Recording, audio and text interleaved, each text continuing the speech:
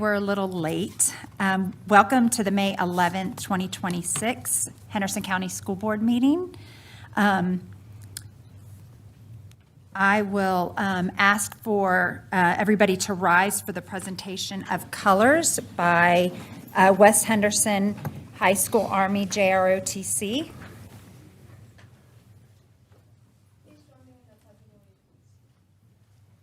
I pledge allegiance to the flag of the United States of America and to the republic for which it stands, one nation, under God, indivisible, with liberty and justice for all. Please remain standing for a moment of silence.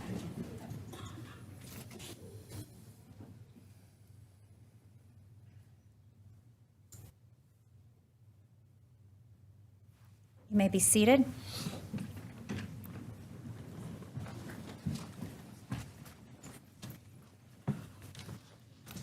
Chair will entertain a motion for agenda approval. Move we approve the agenda as presented. Second. All those in favor say aye. Aye. Opposed? Motion carries. Staff and student recognitions. Mr. Garrett.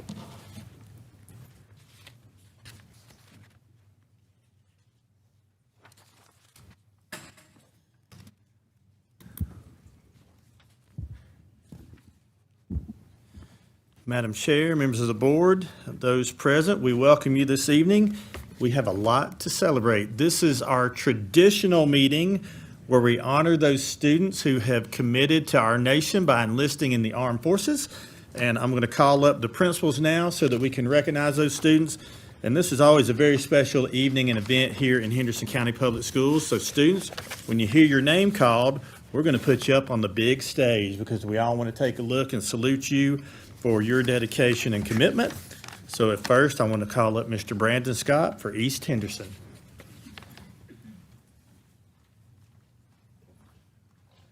Good afternoon, everyone. Certainly we're proud and thankful for these three students. First up, Jamie Chacon Quaterio, National Guard.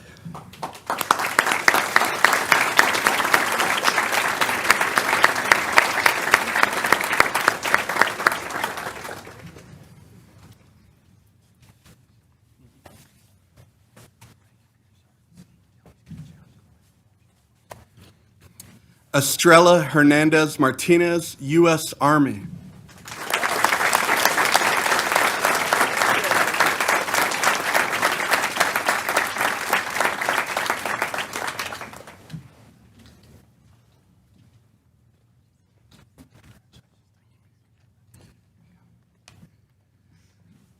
Emmeline Tucker, National Guard.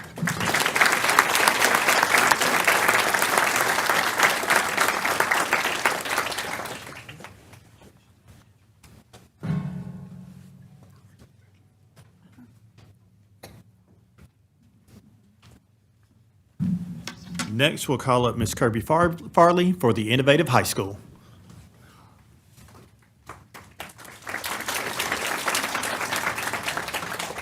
Good afternoon, everyone. I am pleased to recognize Kenny Malice from the Early College for his enlistment in the National Guard.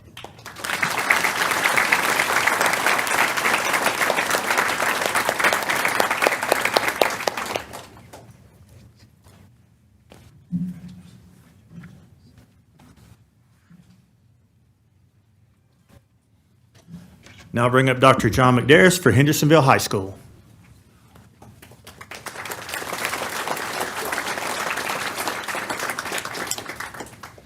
Hello, everyone. It is my honor and privilege to announce the enlistment of Mr. Leland Carroll into the Army from Hendersonville High School.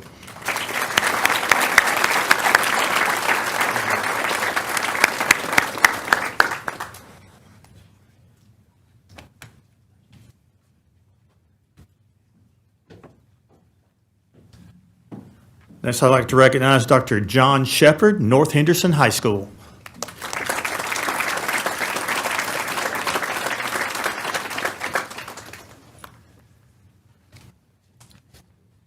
Thank you, Mr. Garrett. Thank you, members of the board. It's my honor to recognize these fantastic seniors and students and soon-to-be service members of North Henderson High School's graduating class of 2026.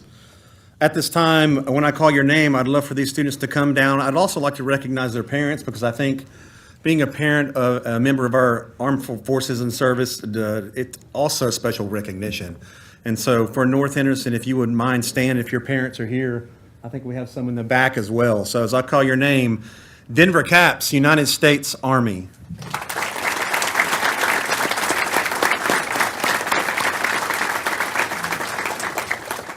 We're just going straight up there. I didn't know if we had these up there. Elena Elliott, United States Air Force.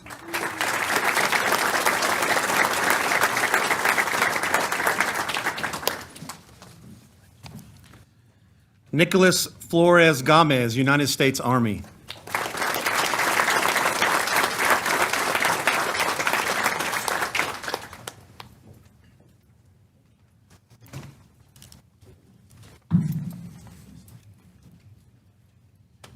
Micah Hartline, United States Army.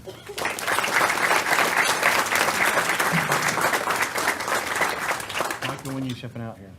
Next week. Micah's shipping out next week, folks.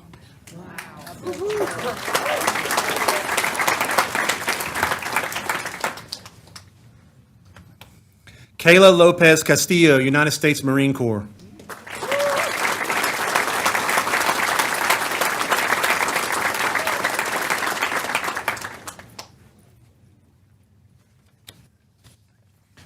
Trenton Markley, United States Air Force.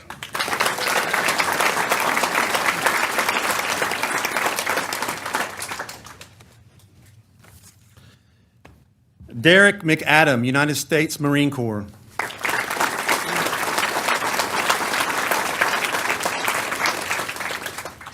Yasalis Pacheco Trejo, United States Air Force.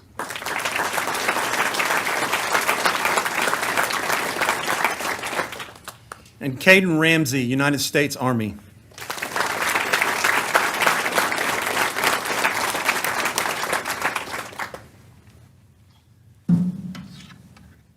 Now I'd like to recognize Mr. Luke Manuel, West Henderson High School.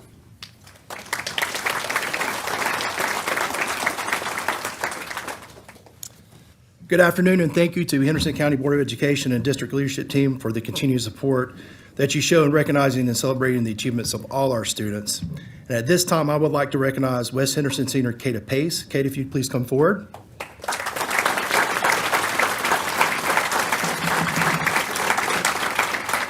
Kata is an outstanding person and individual. She has committed to serve our country by joining the United States Air Force following graduation. Kata, we are very proud of you and your willingness to serve. Thank you, and we're pulling for you. Congratulations.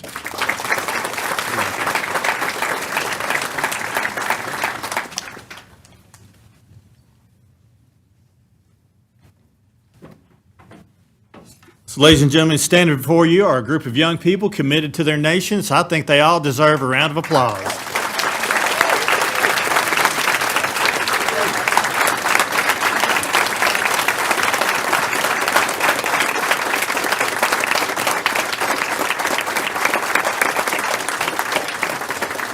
All right, guys, we're going to get a few group photos, and then parents can come up Take a too. picture. You're welcome to step up and take one right now. All right, guys. Looking here. 1, 2, 3. One more. 1, 2, 3. And then we'll let parents get photos. Don't be shy. We'll take our time.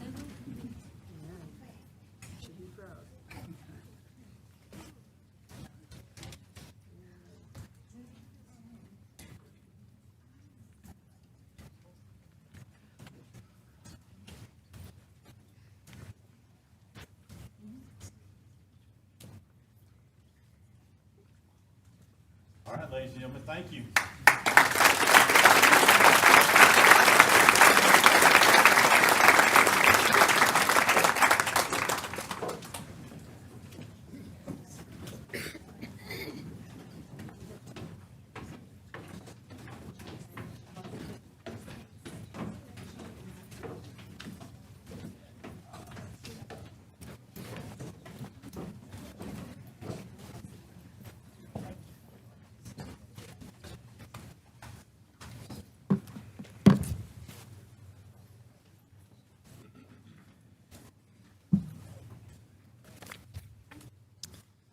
Now we move to our other student recognitions.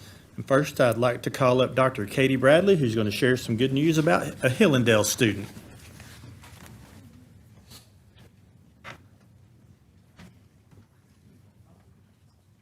I know, it's a long walk.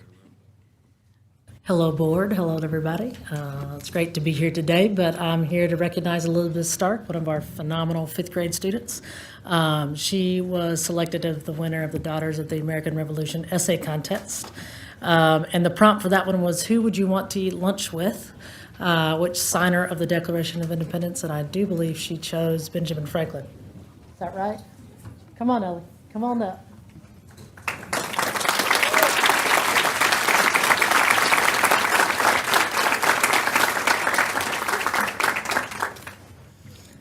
So Ellie is one of our phenomenal students in fifth grade. It's been an honor to have her, but congratulations, Ellie, on winning the contest.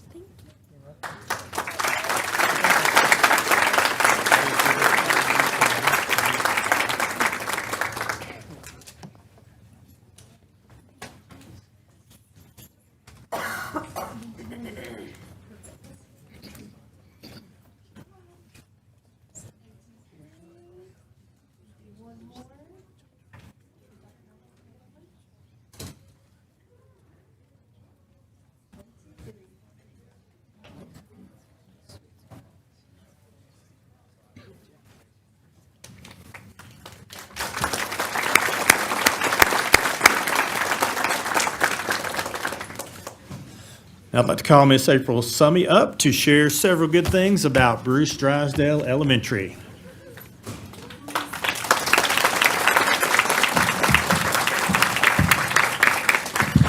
Good evening, everyone. I'm April Summey, Assistant Principal of Bruce Drysdale.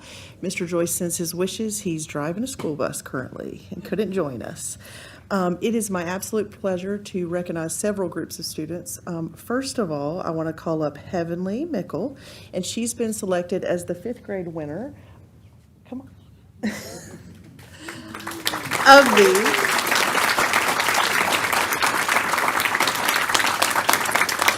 Of the Joseph McDowell chapter for the Daughters of American Revolution essay contest. There are actually two chapters of Daughters of American Revolution, and they span parts of Henderson County, Transylvania. And so we have one that's more Flat Rock, and then we have the Joseph McDowell one. So she won fifth grade for that chapter, worked really hard. She also wrote about Ben Franklin and how he was the signer. So let's give her a round of applause. Congratulations. There you go.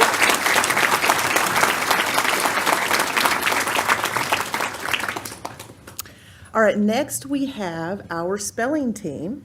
So these remarkable students were poised under stress. They didn't have long to study. They did a phenomenal job, and they came in first place in the regional competition. And so the following team members, if you will please come up. Oh, I should say, I forgot one little thing, actually. Heavenly's teacher, Miss Victoria Schaefer, is here as well, too. Go get a picture with her.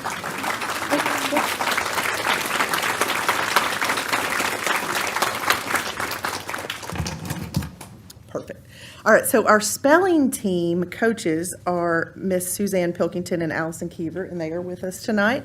And then our team members are Luke Colazzo, Jeremiah Langston Lopez, Malachi Lynchworth, Jolie Romsberg, Scarlett Smith, and Caleb Yoder. If you guys will come on up.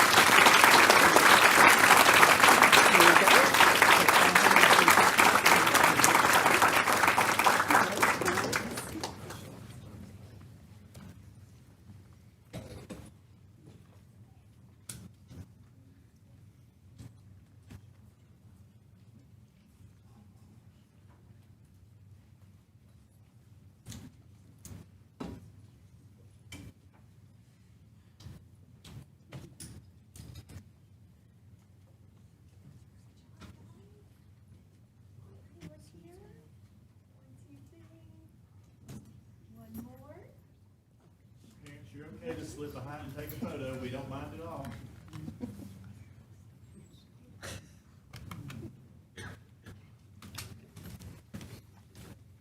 Right. One more. Oh, we got one more.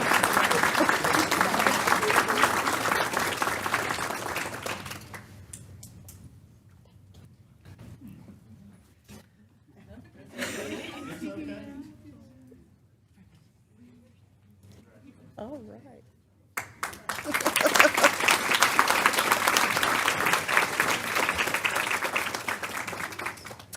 All right, next we have our Bear Bots robotics team. We actually had two teams this year, okay? And they won several prizes. So first of all, at the first Lego League Challenge, there was an innovation project that focused on learning how to help archaeologists. And the team, they were a finalist in that. They researched archaeologists and they actually printed 3D tools to help them. They also won an Engineering Excellence Award. And then lastly, Savannah and Chris Brundage, our coaches, were awarded the Coach and Mentor Award for their leadership of both of the robotics teams. So the members, if you're here, you can come on up and I'll go ahead and start calling names, okay? We have Carlos Colin Hernandez, we have Liam Soto, Sophia Cruz, Yumi Womack, Christopher Klaus, Amaya Miller, Hayden Hoy, Carter Edney, Santiago Sanchez Brito, Yakshit Soni, Heavenly Michael, Ruby Reed, Noah Frias, Caden Terry, Elijah Nevers, Vashik Dorftel, Raymond Riviero, Haley Klaus, Kieran Chamberlain, Reese Burnham, and Caleb Aguilar. And then we also have our coaches right here.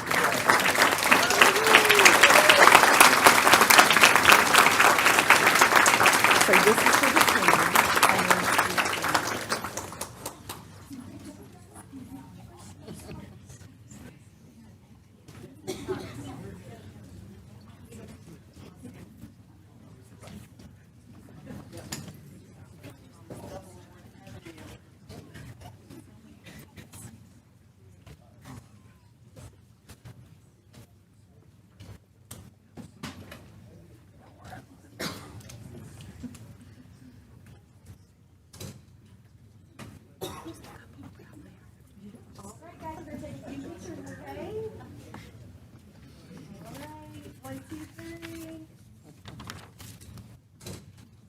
One more.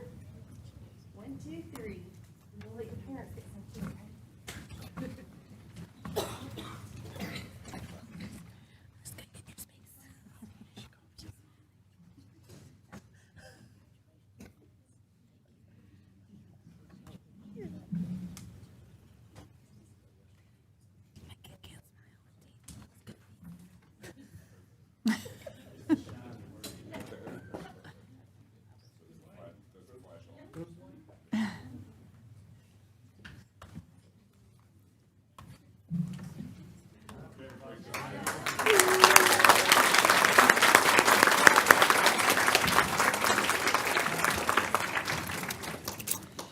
Thank you so much for celebrating with us.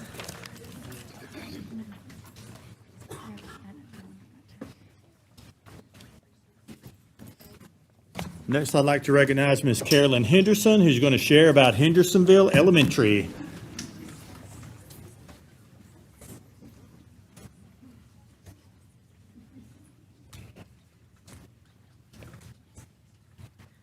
Hello, thank you.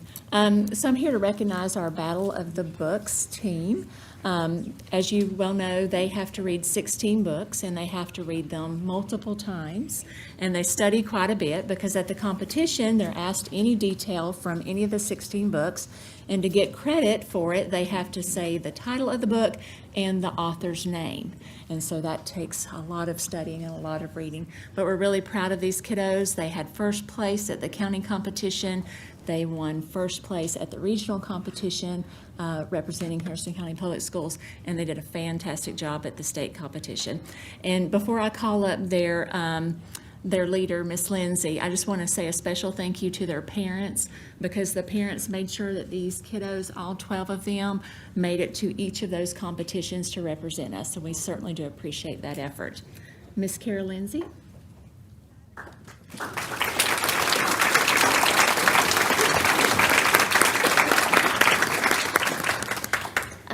Just to brag on them, these kids met once a week after school, but they also spent at least once a week during their lunch times to come and study for the competition. And this year we tried themed practices based on the books, and thank you to the parents who sent in snacks based on the different books and themes. So I'm just really proud of them, and thank you guys.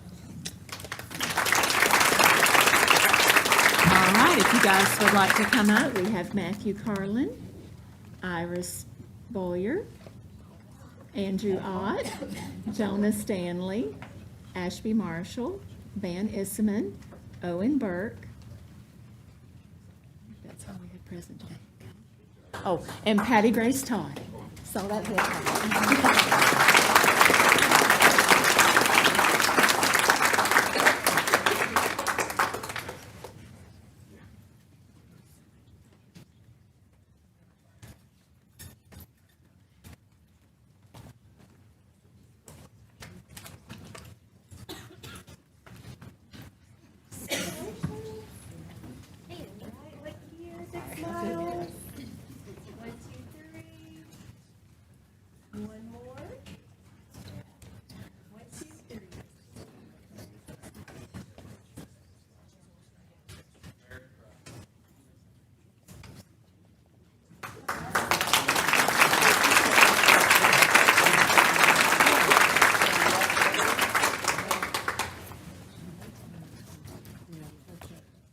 I'd like to bring Ms. Kirby Farley back up to share about a Career Academy student.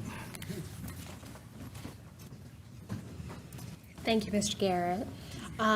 It is my honor to recognize Career Academy student Ro Hayes, who has taken advantage of the opportunity to dually enroll in a number of Blue Ridge Community College classes through Career and College Promise. Through these courses and a lot of hard work, Ro took first place in the Skills USA state competition for automotive service technology earlier this spring. Ro will compete at the national level this June in Atlanta, Georgia. Congrats. We are all so proud of you. Come on up.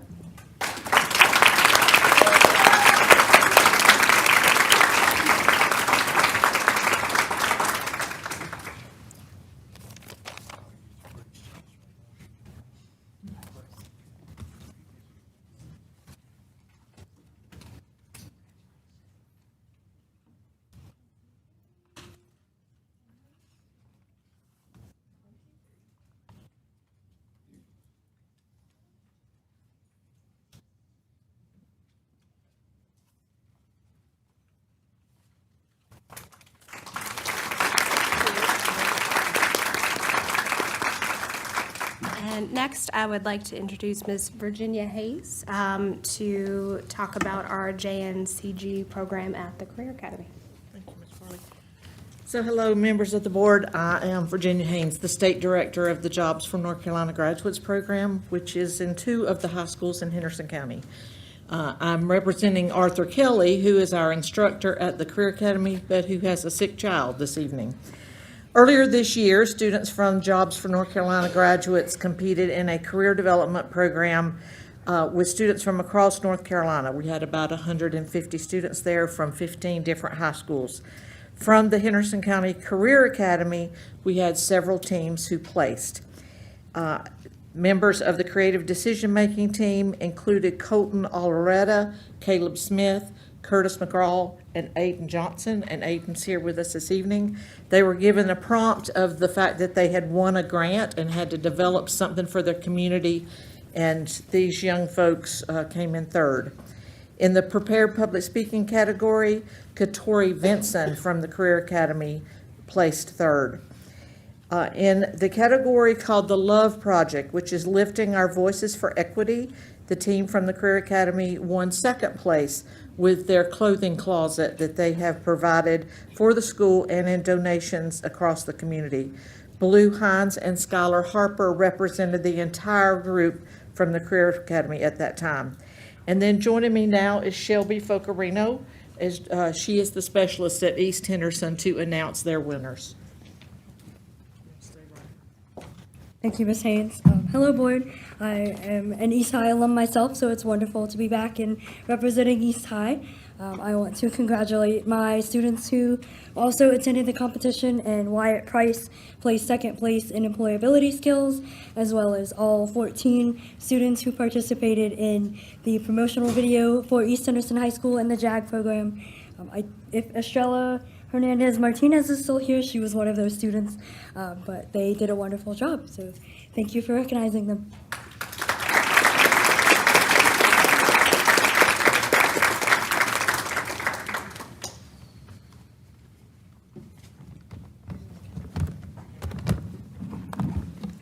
We have a few.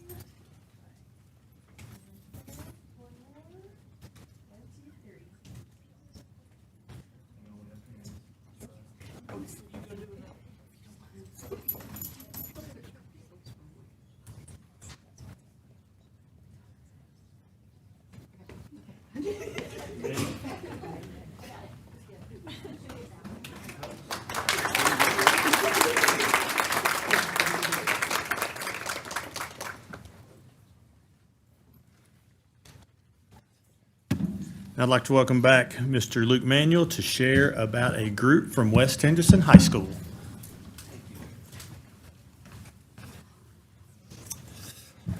Thank you again for having me back up, as I can recognize the performers and cast members of the Westside NCTC performers. If you guys could come on down, we'll go ahead and get you on up here. As they're coming down, I would like to recognize the outstanding accomplishments of the NCTC Theater Program, which recently placed fourth nationally in the competition performing The Miraculous Journey of Edward Tulane. And if you didn't see the play, you really missed something. It was excellent. It brought tears to my eyes when I watched it. They did such a good job. This remarkable achievement reflects countless hours and hard work, creativity, and dedication both to the students and the directors. And I want to say congratulations to them for the great accomplishment that they had. The West Henderson High School's Honor NCTC class participated in the regional one-act play back in November, and they received the Audience Choice Award. Congratulations on that. And then they moved on to the State One-Act Play Festival, and while competing at the state level, they also won the Audience Choice Award again. That allowed them to advance to the national competition, which was in Chattanooga, Tennessee, at the SETC level. They finally ended on a high note and were given finalist production awards and finished in the top 4 nationally. And we're talking about the whole nation, all 50 states with plays. And I want to say congratulations to them and their accomplishments.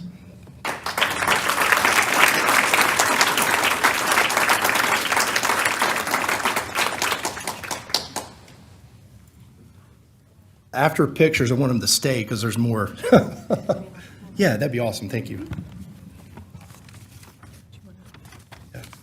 All right. I don't know if there were any pictures yet for them. Wait. Okay, yeah. Well, we'll start this. I thought we were doing pictures. We'll go ahead and get started with this. We'd like to recognize Cole Reasoner for Excellence in Acting Award at the Regional and State Competition Excellence in Acting at SETC. Congratulations to Cole Reasoner. I think Cole was here. Thank you. Yes. Natalia Husted, Excellence in Acting Award at Regional Competition.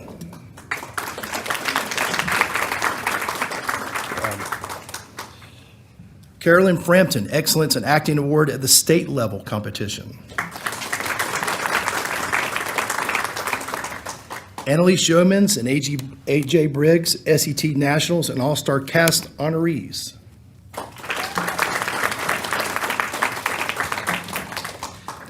Hayden Eckenberg, State winner for Excellence in Sound Design. Moved a little too fast. And Lily Thompson, Regional winner for Excellence in Production and Design.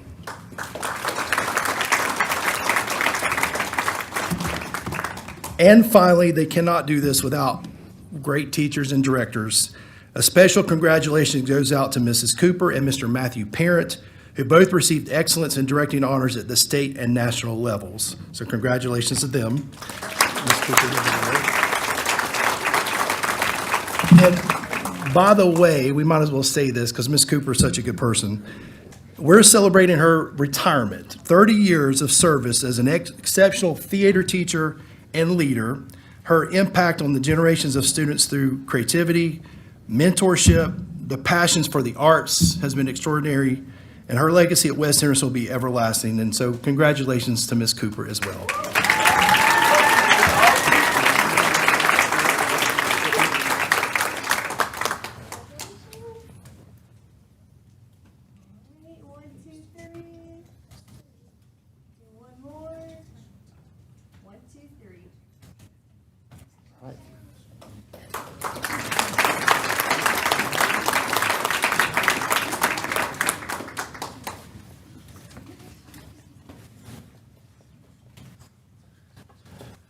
So we know the May recognition always takes a while, and we do not apologize for it because lots of outstanding things to celebrate across the year. And also especially congratulations once again to our students who have enlisted in the armed forces. So we certainly welcome our students to stay, but we also understand if there's other things you need to transition to. But there's some really great school features coming up, and our wonderful SGA will be sharing with us tonight as well.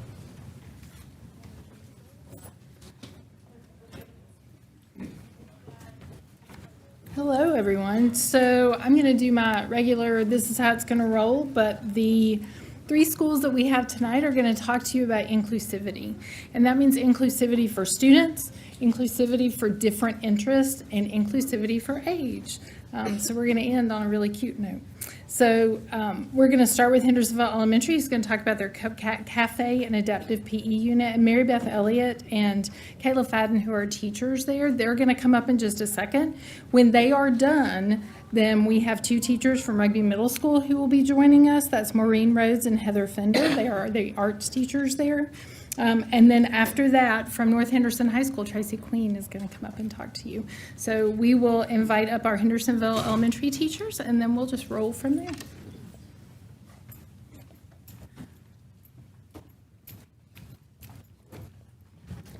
Good evening, board. I'm Mary Beth Elliott. I'm the intensive intervention teacher at Hendersonville Elementary, and I've seen some of your faces at the Cupcat Cafe, which makes me really happy.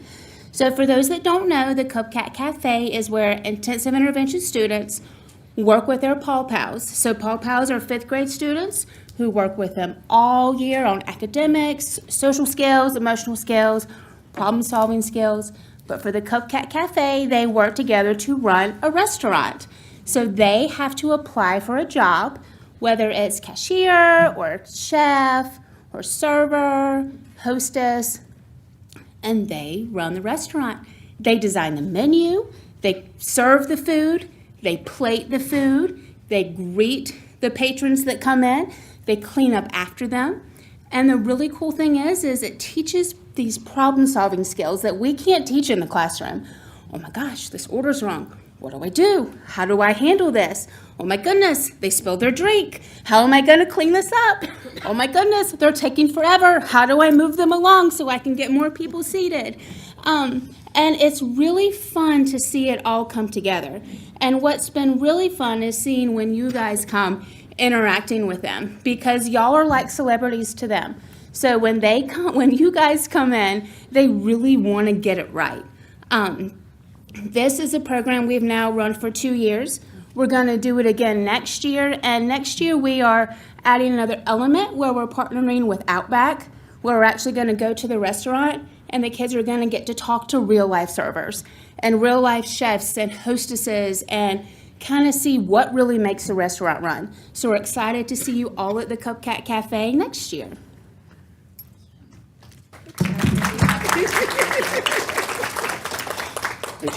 I am Kayla Fadden. I'm the PE teacher, and I did an adaptive inclusive unit this year.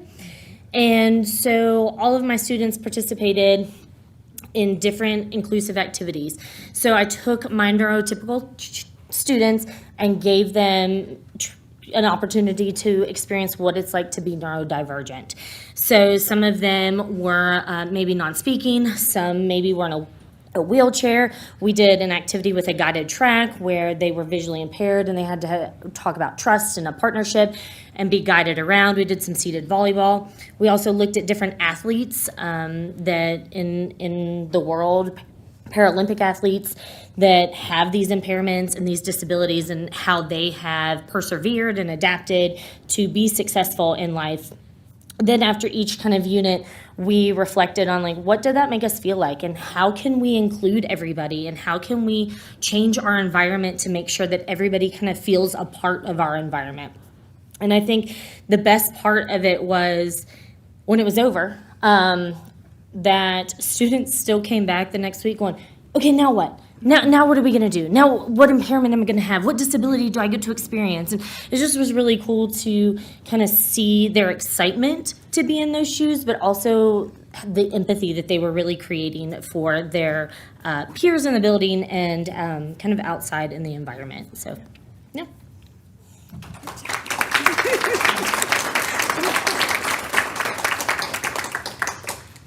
Also, I did not get to escape that lesson. Kayla had me participate as well, so it was quite an interesting PE time there.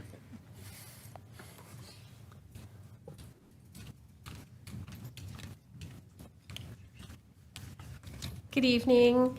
I'm Heather Fender. I'm the drama teacher at Rugby Middle School. And I'm Maureen Johnson, the art teacher at Rugby Middle School. And we're just presenting today on our 12th annual Rugby Fine Arts Night, where we celebrate our students and even some of our teachers and their artistic abilities. Yeah, over the last 12 years, we decided to get together as a department and celebrate our students and recently, the last couple of years, our teachers as well, to create this environment that the band and the strings could perform. We kind of rotate those through every 15 minutes or so. And then we also have the drama performance. And I have over 100 art pieces that are entered in, and I have it shown in a professional way so that the students get to enjoy, to see their artwork on display and have that pride to see all that they've accomplished through the year.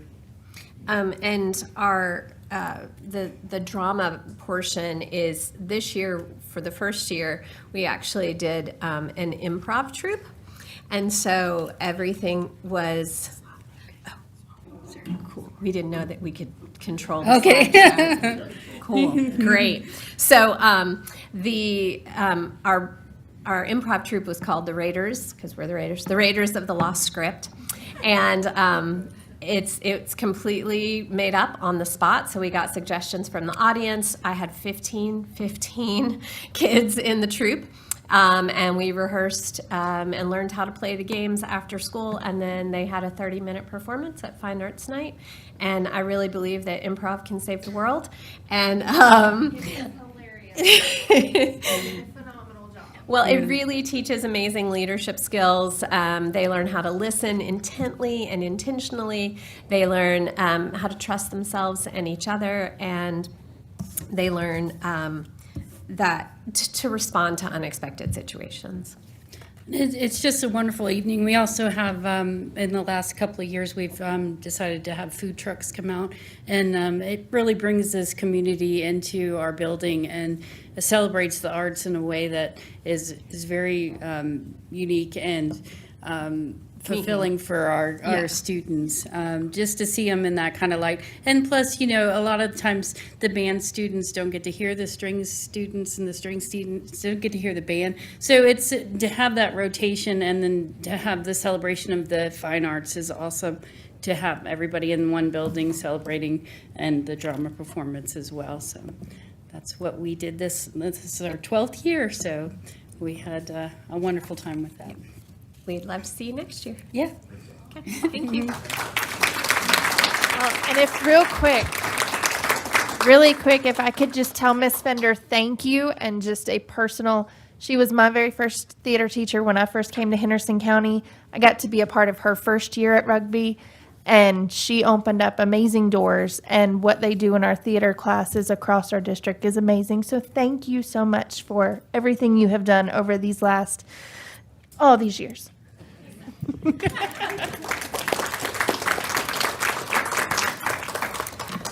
Good afternoon. I'm Tracy Queen, one of the assistant principals at North, and today I would like to share with you a graduation tradition that we revived 3 years ago. Our mini graduates, or squires, as we like to call them, because that means a night in training. I say that we revived this tradition because it has its roots at Edneyville High School. Years ago at Edneyville, many graduates were selected and included in some of the graduation ceremonies if a graduating senior had a younger sibling or for any other special reason.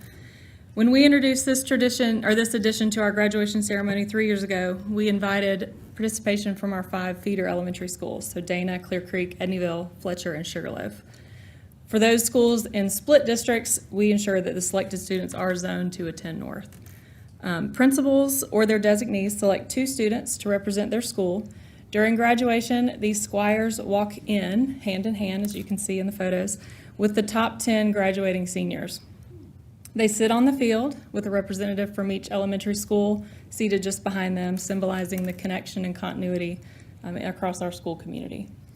At the beginning of the ceremony, each squire is recognized by name, giving them a special moment to be part of this milestone event. As a keepsake, they also get to receive the tassel from their gown, a small but meaningful souvenir to remember the experience. This tradition not only honors our youngest future graduates, but it also strengthens the sense of pride, belonging, and community within our school community. Thank you.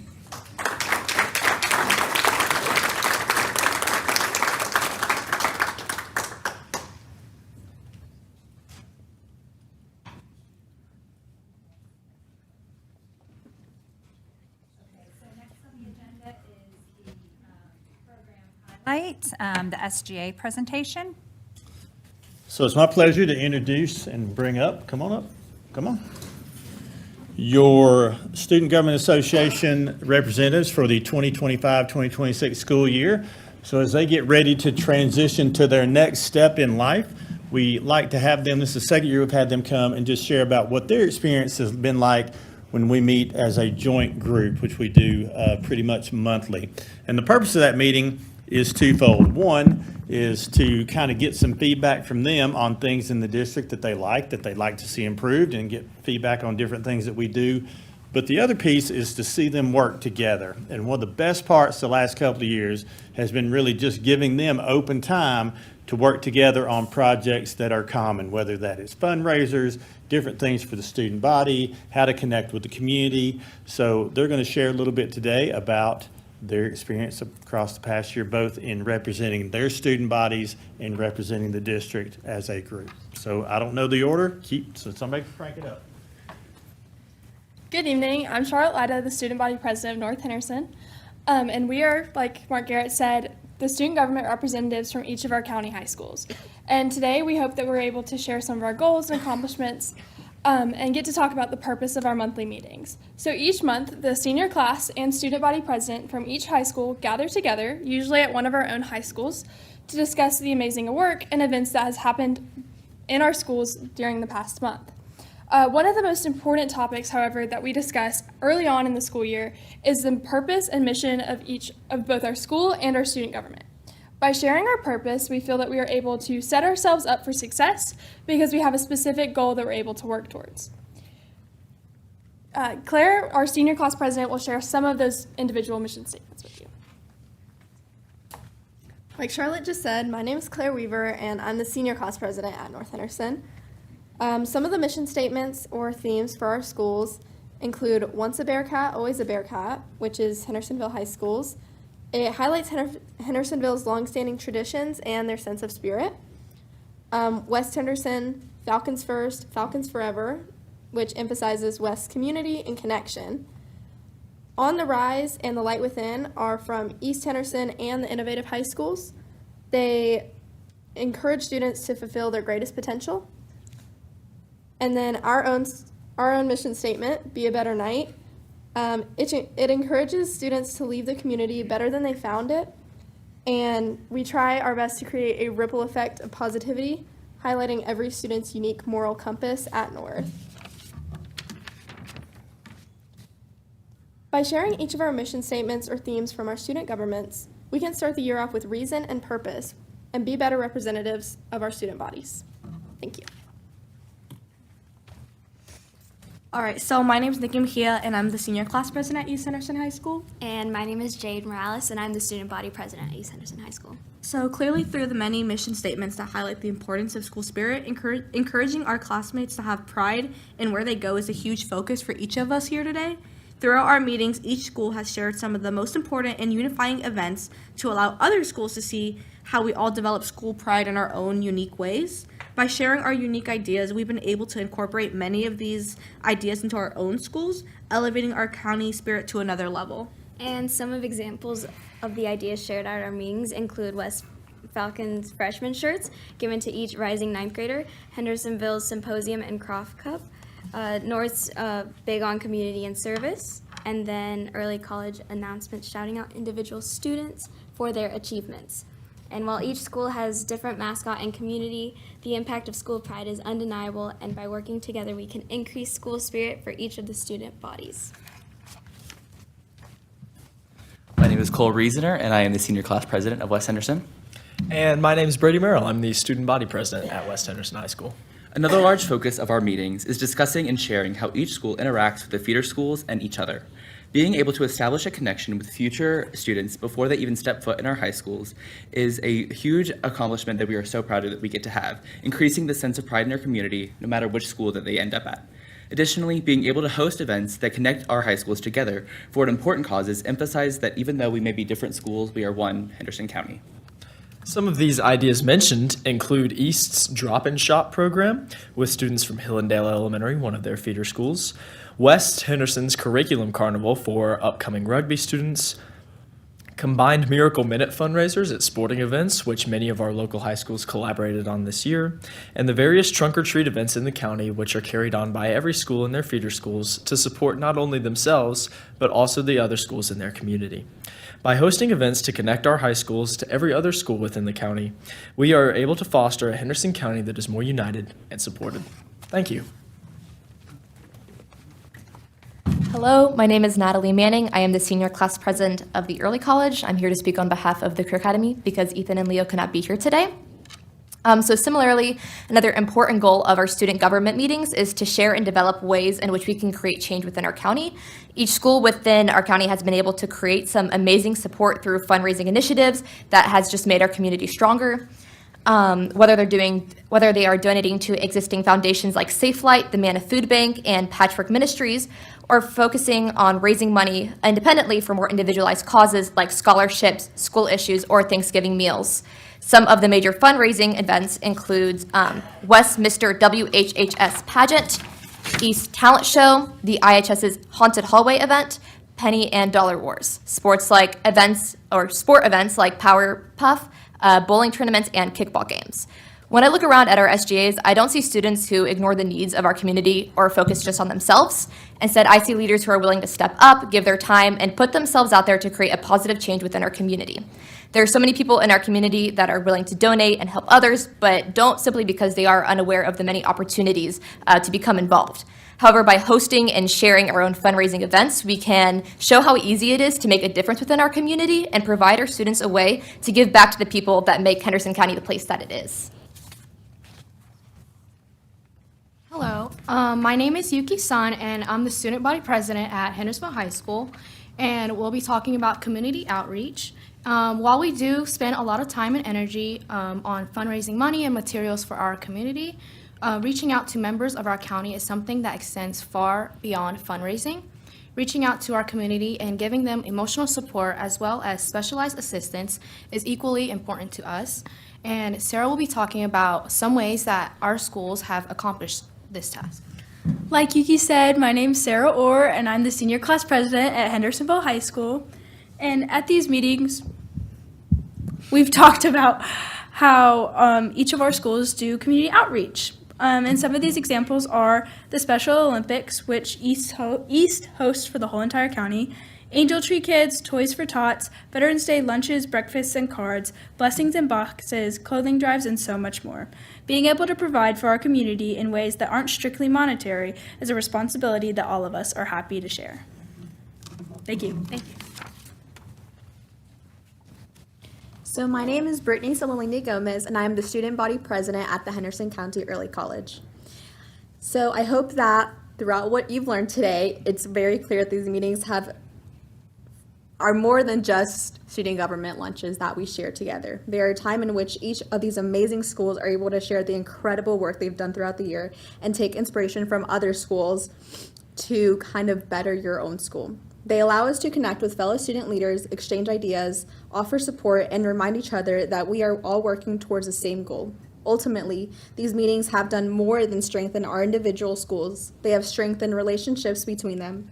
While we may represent different campuses, traditions, and student bodies, we are all a part of the same community, united by a shared commitment to making our schools and our county better for every student. By working together, supporting one another, and learning from each other, we are building something greater than one school could create alone, a more connected, united, and stronger Henderson County. Thank you.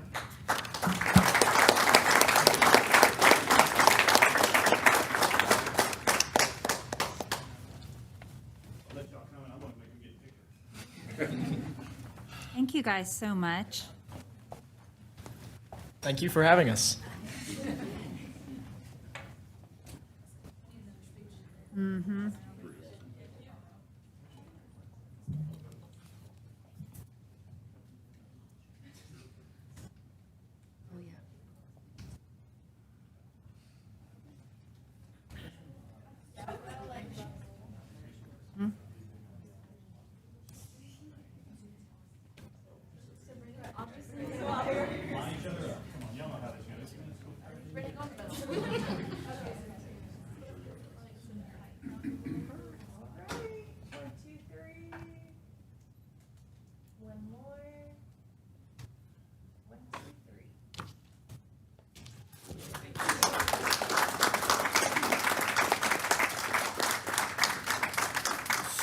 So before they scatter, I just want to say what a great group this has been.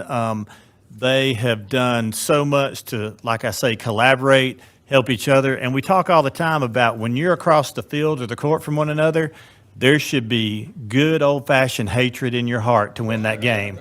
But all the other times, we need to be helping and supporting each other to make this a better place. And this group right here has done a huge job in doing that. They have set a high bar for next year. They actually have one more meeting left, which will be on Friday, where we get to meet the new ones who will come in and set that tone as well. So again, congratulations. Good luck on your next step. Some of you, I'll shake your hands in a Friday or so.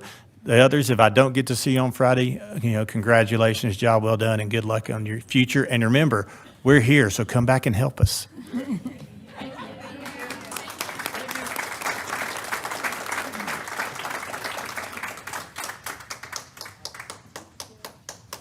Next on the agenda is the public input on the 2026 and 2027 proposed budget. I have one sheet, and that is Joe Elliott.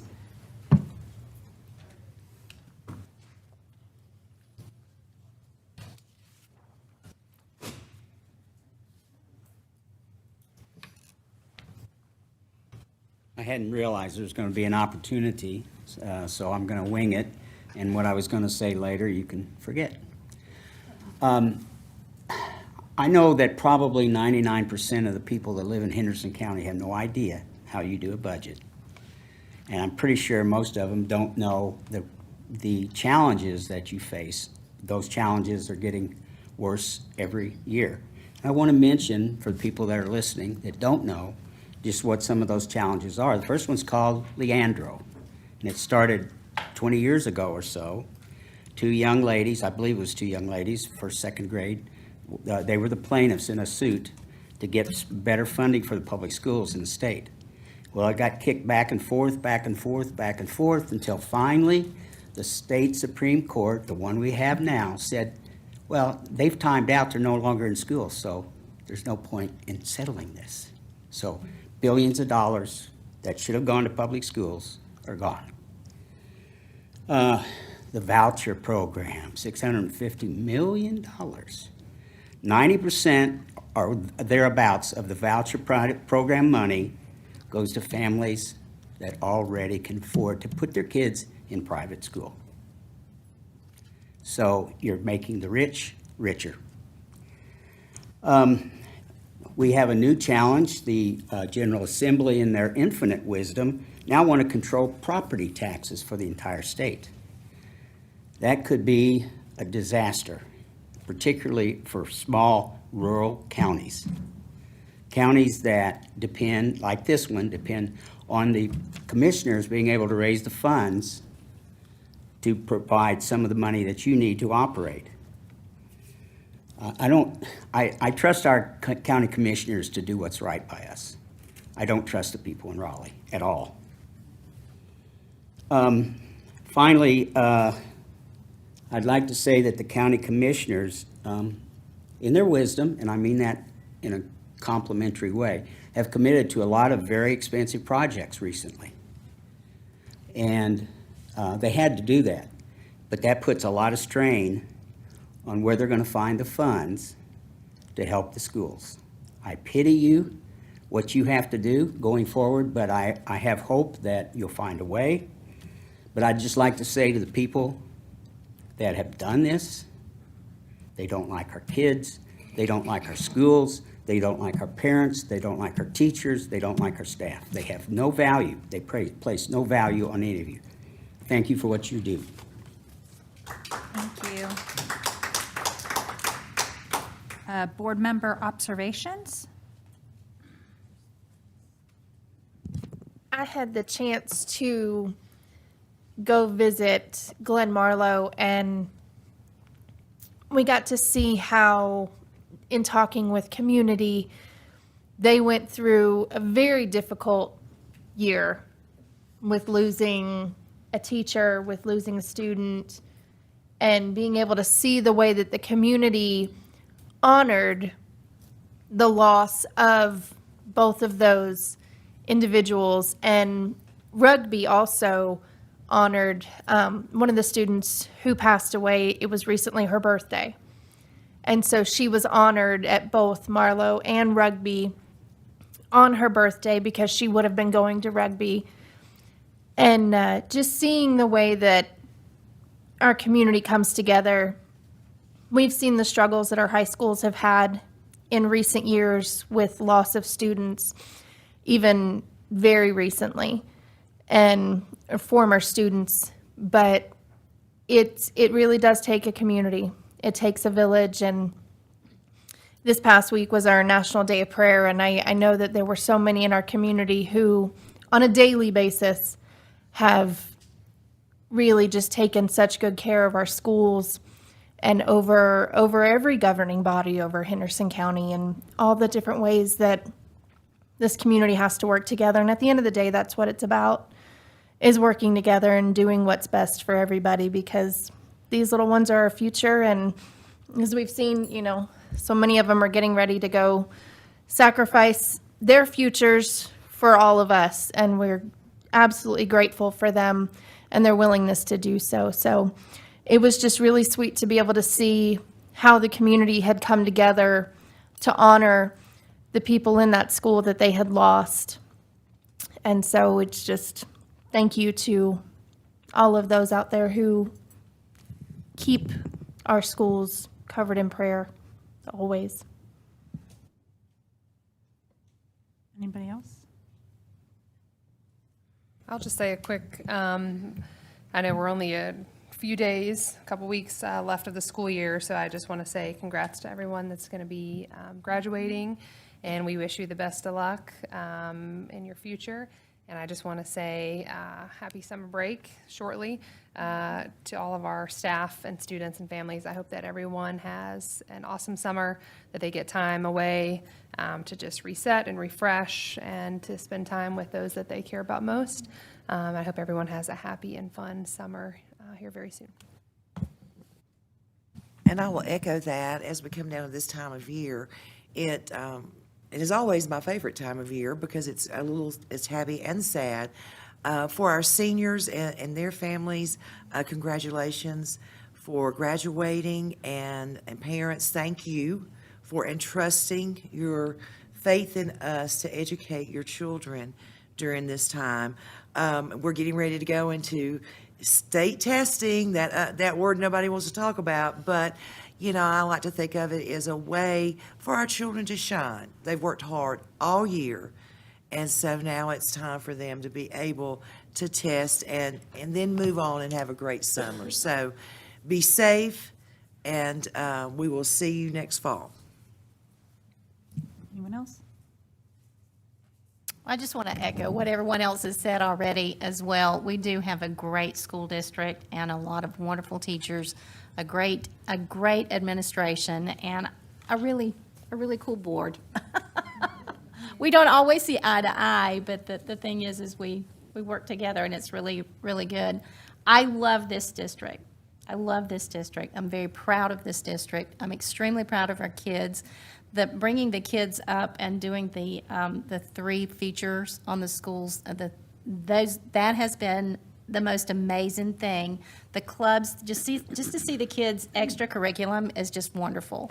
I'm so thankful for what our teachers do, what they go above and beyond, what our principals do, and not only them, but I think Mr. Joyce was out driving a school bus. Yeah. So there's a lot to be said about Henderson County, and I'm very, very grateful to be, just to be a part of it. One thing I'm going to add is from the military, we had the one young man that's shipping out in 2 weeks. Pray for his family, because he's actually going to be stationed out of country probably for 3 years. And that's a lot for a young man and for a family. So definitely keep them in your prayers, and we do appreciate the sacrifice those young folks are making. Anybody else? Okay, we will move on to public comments. I will call them in the order that they were handed to me. I say this every month, and I'm probably going to butcher it again. Paul Weichelbaum. You just like to challenge me.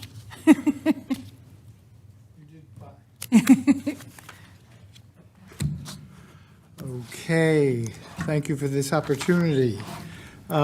First Amendment to the Constitution of the United States of America.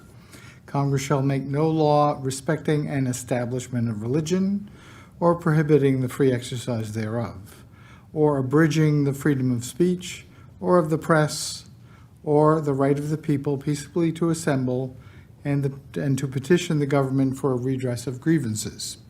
And that amendment obligates the North Carolina General Assembly as much as it does the federal level of government. I call your attention, however, to North Carolina House Bill 1043, which directly and prejudicially affects North Carolina school libraries. Representative Jennifer Balcom is one of the sponsors of House Bill 1043, an obscene book banning proposal that spits on the First Amendment. This potential North Carolina General Assembly abuse of its responsibilities is a scandal at which the Henderson County Board of Public Education should find horrifying at this critical time in America's history. Representative Balcom communicates with various people about clever ways to erode freedom of speech for everyone but themselves, thereby seeking to establish a new tyranny of the privileged and sanctified few over the many.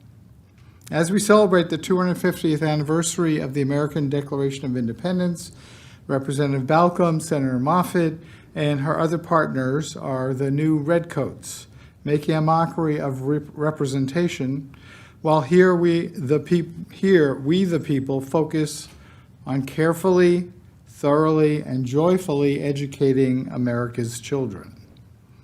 The board, being made up of people who say that they are conservatives, should communicate in no uncertain terms that they reject Representative Balcom's unacceptable intervention on behalf of what she considers to be favored speech and against the speech of anyone who does not share in her prejudices and divisiveness. And referring to the excellent presentation just a few moments ago, the Student Government Association leaders, the executives of student government here, put to shame the performative shenanigans of the North Carolina General Assembly as exemplified by our Representative Balcom. Thank you. Robert Cannon.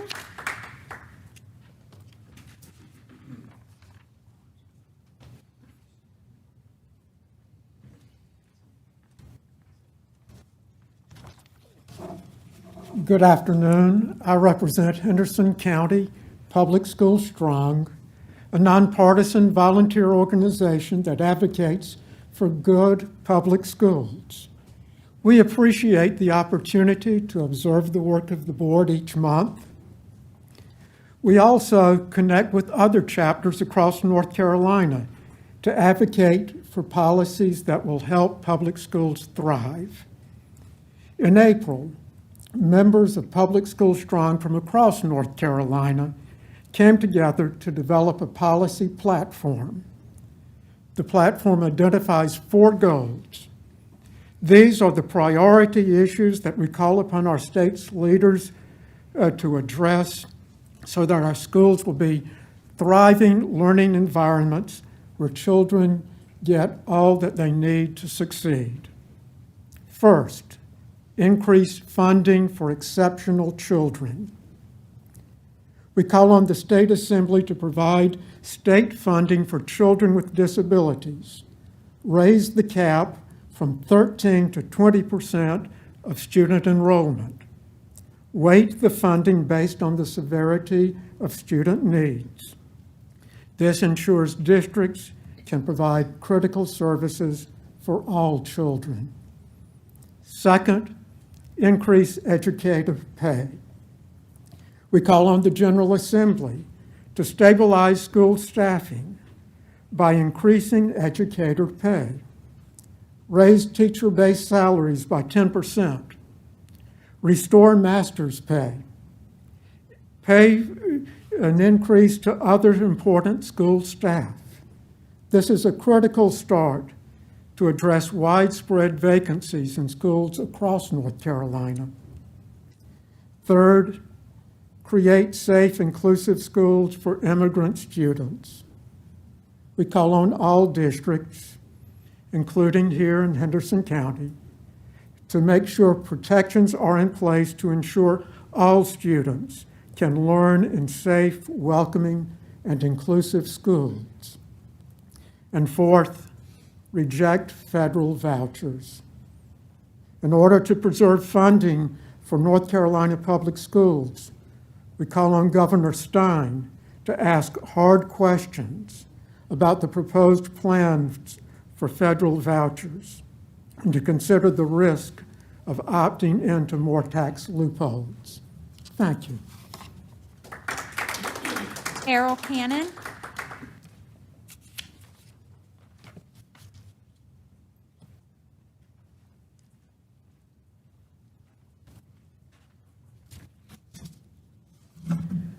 When I was in high school, I had an odd choice for the song that I hated the most, Pomp and Circumstance.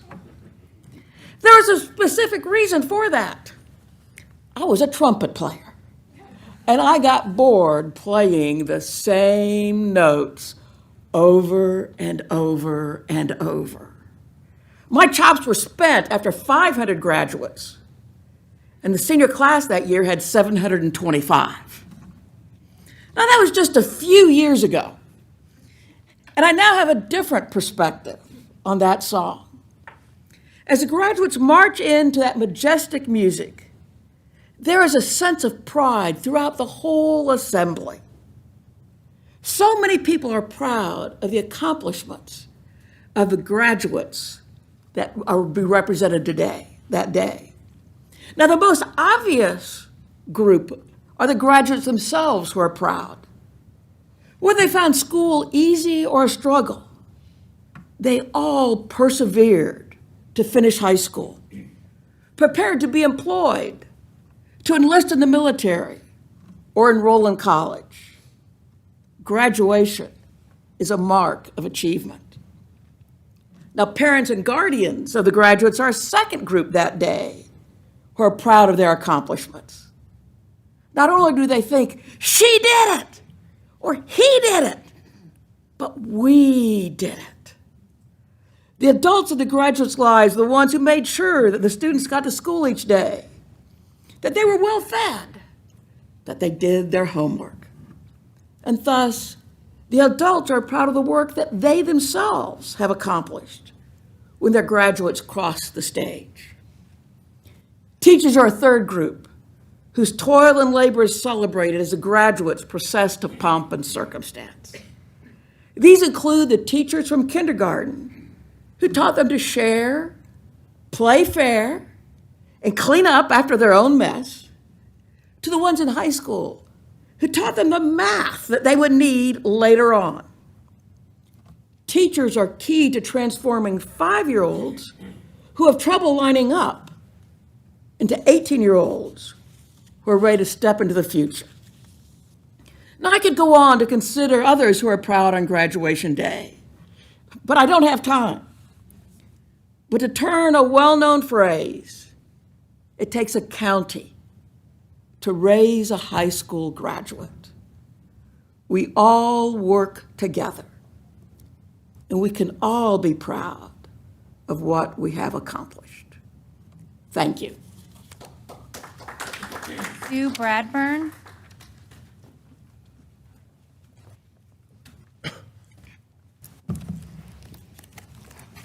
Thank you all for allowing me to come today. I'd like to read out of Proverbs 3, 1 through 35. My child, never forget the things I have taught you. Store my commands in your heart. If you do this, you will live many years, and your life will be satisfying. Never let loyalty and kindness leave you. Tie them around your neck as a reminder. Write them deep within your heart. Then you will find favor with both God and people, and you will earn a good reputation. Trust in the Lord with all your heart. Do not depend on your own understanding. Seek his will in all you do, and he will show you which path to take. Don't be impressed with your own wisdom. Instead, fear the Lord and turn away from evil. Then you will have healing for your body and strength for your bones. Honor the Lord with your wealth and with the best part of everything you produce. Then he will fill your barns with grain and your vats with overflowing good wine. My child, don't reject the Lord's discipline, and don't be upset when he corrects you. For the Lord corrects those he loves, just as a father corrects a child in whom he delights. Joyful is the person who finds wisdom, the one who gains understanding, for wisdom is more profitable than silver, and her wages are better than gold. Wisdom is more precious than rubies. Nothing you desire can compare with her. She offers you a long life in her right hand and riches and honor in her left. She will guide you down delightful paths. All her ways are satisfying. Wisdom is a tree of life to those who embrace her. Happy are those who hold her tightly. By wisdom the Lord founded the earth. By understanding he created the heavens. By his knowledge the deep fountains of the earth burst forth, and the dew settles beneath the night sky. My child, don't lose sight of common sense and discernment. Hang on to them, for they will refresh your soul. They are like jewels on a necklace. They keep you safe on your way, and your feet will not stumble. You can go to bed without fear. You will lie down and sleep soundly. You need not be afraid of sudden disaster or the destruction that comes upon the wicked, for the Lord is your security. He will keep your foot from being caught in a trap. Do not hold good for those who deserve it when it's in your power to help them. If you help your neighbor now, don't say, come back tomorrow and I'll help you then. Don't plot harm against your neighbors, for those who live nearby trust you. Don't pick a fight without reason when no one has done harm you. Don't envy violent people or copy their ways. Such wicked people are detestable to the Lord, but he offers his friendship to the godly. The Lord curses the house of the wicked, but he blesses the home of the upright. The Lord mocks the mockers, but he is gracious to the humble. The wise inherit honor, but fools are put to shame. That's Proverbs 3, 1 through 5. Thank you all. Donna Owens.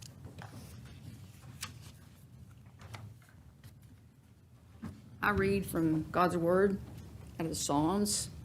I will exalt you, my God, O King. I will bless your name forever and ever. Every day I will bless you. I will praise your name forever and ever. Great is the Lord and greatly to be praised, and his greatness is unsearchable. One generation shall praise your works, to another. You shall declare your mighty acts. I will meditate on the glorious splendor of your majesty and on your wondrous works. Men shall speak of the might of your awesome acts, and I will declare your greatness. They shall utter the memory of your great goodness and shall sing of your righteousness. The Lord is gracious and full of compassion, slow to anger and great in mercy. The Lord is good to all, and his tender mercies are over all his work. All your work shall be praised, O Lord, and your saints shall bless you. They shall speak the glory of your kingdom and talk of your power, to make known to the sons of men his mighty acts and the glorious majesty of his kingdom. Your kingdom is an everlasting kingdom, and your dominion endures throughout all generations. The Lord upholds all who fall. He raises up all who are bowed down. The eyes of all look expectantly to you, and you give them their food in due season. You open your hand and satisfy the desire of every living thing. The Lord is righteous in all his ways, gracious in all his works. The Lord is near to all who call upon him,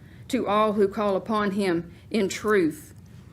He will fulfill the desire of those who fear him. He will also hear their cry and save them. The Lord preserves all who love him, but the wicked he will destroy. My mouth shall speak the praise of the Lord, and all the flesh shall bless his holy name forever. This psalm is a declaration of the majesty and greatness and wonder of and mercy of our God. We're commanded to speak the praises of our God to the next generation. This is our watch. The responsibility falls on us. Have we spoken of the wonders of God to the next generation? No, we have spoken gender confusion. We have made books accessible to them or not appropriate for their age. We have failed. Can it be fixed? 2 Chronicles tells us yes, and it tells us how. If my people who are called by my name will humble themselves and pray and seek my face and turn from their wicked ways, then I will hear from heaven and forgive their sin and heal their land. Thank you. Joyce Marsteller.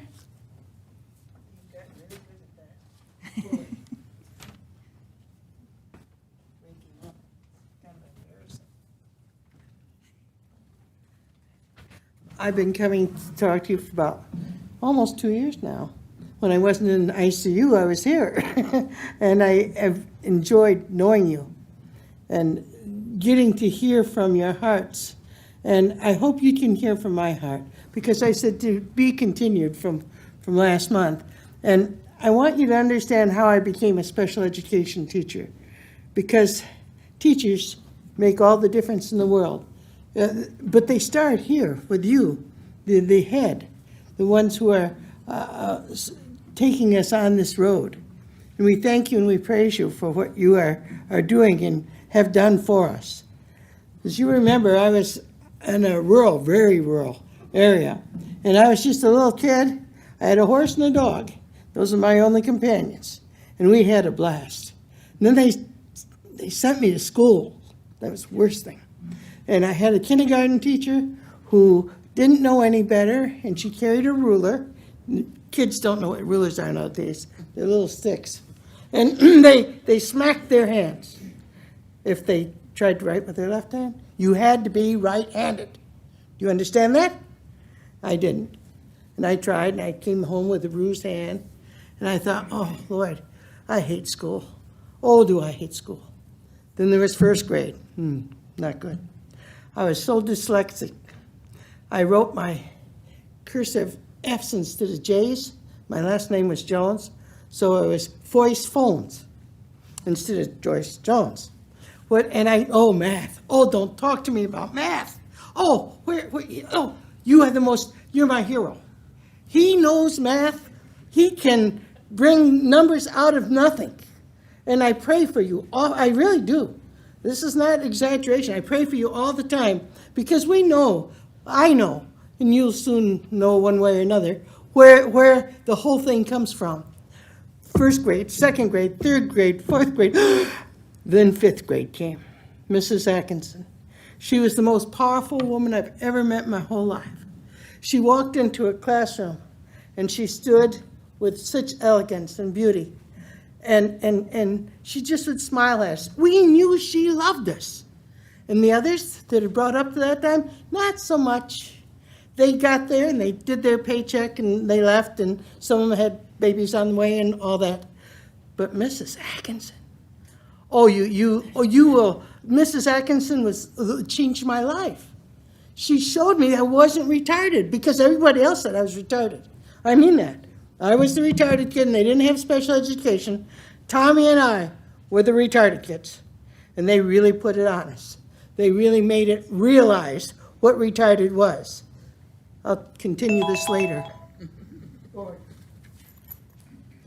Joe, did you want to speak again, or were you saying to just leave? I thought so. Okay. All right. So that's all for our public comments. Chair will call a motion for our consent agenda. I'm going to move that we approve the consent agenda as presented. All those in favor say aye. Aye. Opposed? Motion carries. Old business, the HCPS device protection plan. Madam Chair, this is a continuation from a couple of meetings where this topic was broached. So I invite Grant Atkins to come up to share some additional information. And then I think there had been a request about what the fees were already. I think, Dr. Revis, you requested that. So we also have that report for you as well this evening. So Grant, if you'll take it away. So just to kind of recap how we got to where we are today, a couple of months ago at a workshop about the budget, it had come up in conversation about our third-party insurance.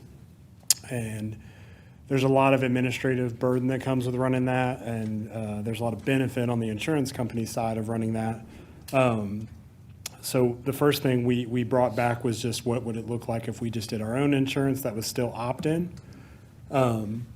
What's on the screen right now is just kind of a recap of what we currently have with our third-party insurance. It's a third-party company that runs it.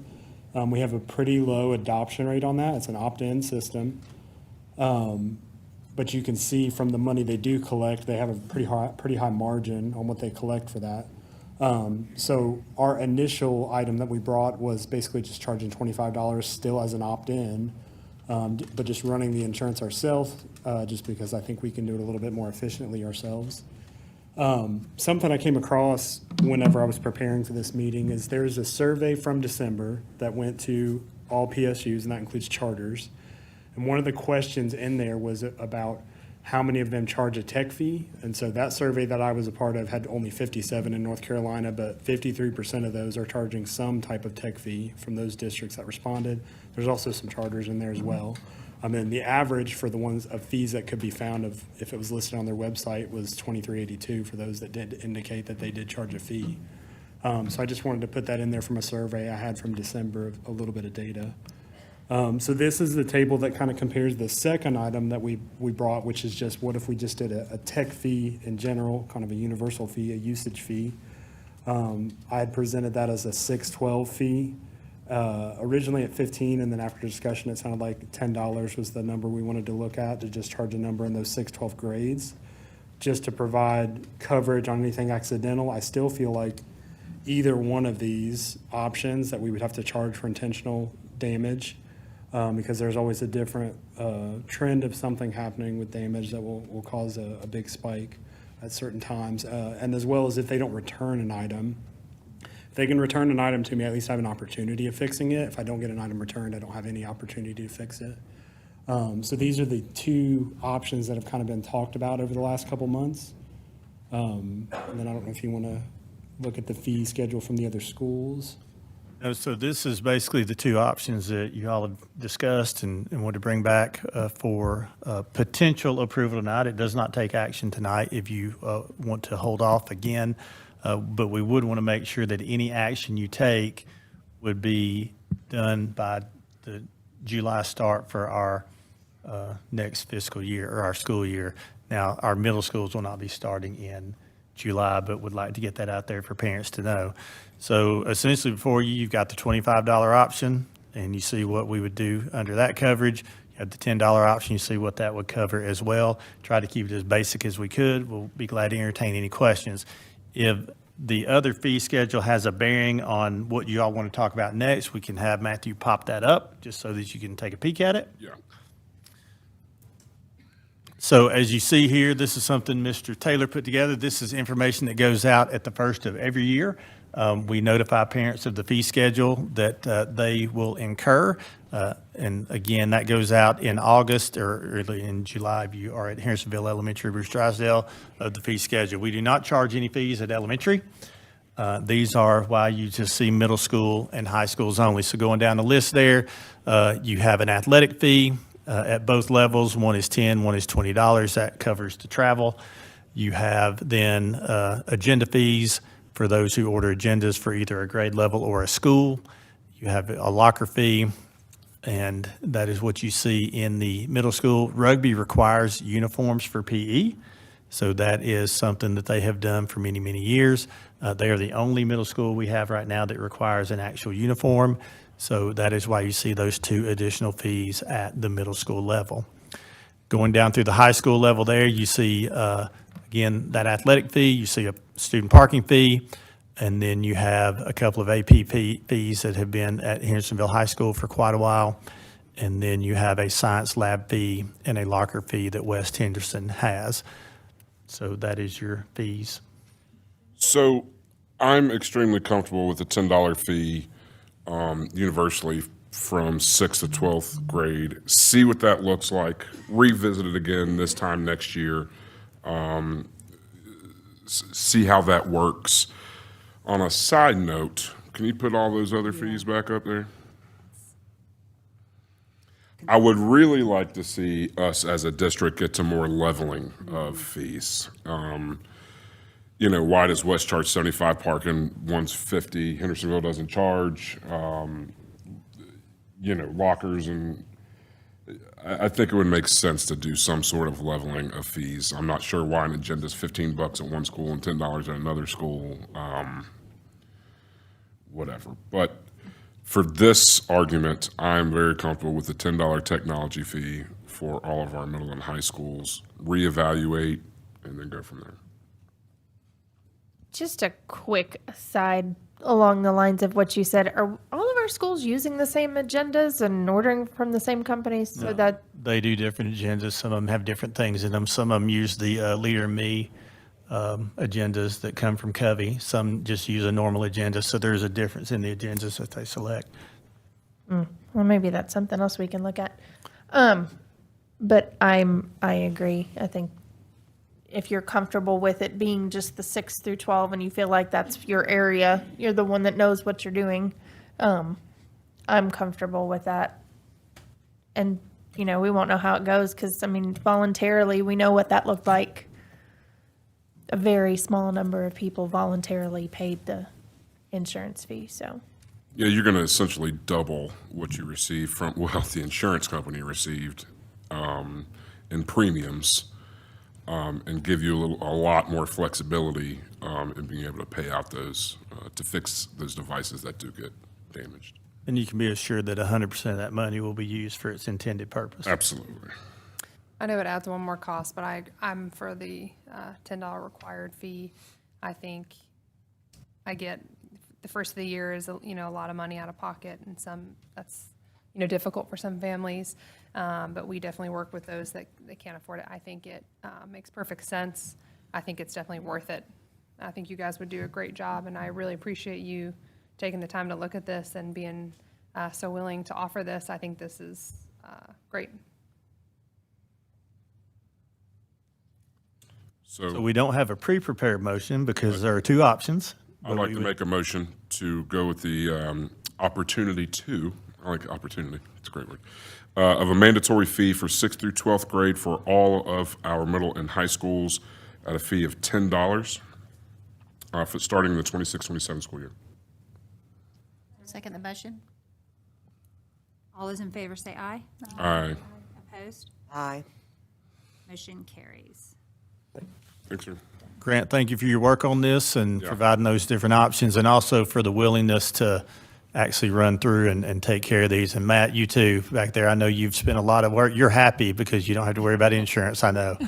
And also, I think, make sure that the board is aware of how this is going, right? We're going to see an influx in August of what that looks like, and then maybe a mid-year kind of refresh to see, okay, how is this going? What's happening? What are we seeing? Is it working? And then again, this time of year to make sure that we have the fee can cover what we're trying to cover. Right, and we'll bring that report back and we'll monitor throughout, but we'll definitely bring an end of the year report back so that you know, should you want to adjust that fee. Yeah, absolutely. Thank you. Okay, next on the agenda is new business. A, action 2026-2027 inter-unit student transfer agreements. Dr. Taylor? So for the public's knowledge, these next items, with the exception of one or two, are kind of the ones that come up every year in May in preparation for the 26-27 school year. So it's one of those things that we don't necessarily get to enjoy the year we're in sometimes, while always thinking about that next one, and this is one of those items. So go ahead, Dr. Taylor, thank you. Thank you. Thank you, board members, and hope you're having a good day. So as Mr. Garrett said, this is one of those items that comes up each year this time, and this is our agreement with Polk County and Rutherford County to allow students in certain areas to attend schools here in Henderson County without a fee. And so for Polk County, it addresses the Saluda area. For the students who live in that Saluda area, attending Flat Rock or East Henderson oftentimes is advantageous because they are closer campuses for them than the campuses there in Polk County. And so the agreement is to allow those students to attend Flat Rock or East without charge. For Rutherford County, we're talking about the Bat Cave, Lake Lure area. And the same thing there is just closer for those students to attend Edneyville Elementary, Apple Valley, or North Henderson. And so that's what the agreement covers. So happy to answer any questions that you may have regarding this agreement for those two areas. I think it's important for the public's knowledge to know that this is a reciprocal agreement as well. So we get our county residents have the opportunity to attend in those zones of Rutherford County and Polk County schools.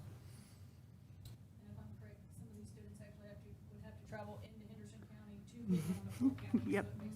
Yes. Yes. Yes. We typically see this at middle school more than we do elementary. Any other questions? Okay, Chair will entertain a motion.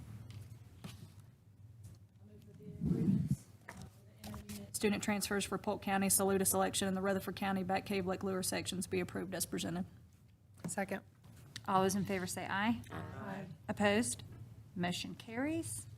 Okay, next is B, NHHS JROTC out-of-county school trip that I really want to country. chaperone. Yeah, out of country. Yeah, I really like reading that document. Yes. It's like, I'm going.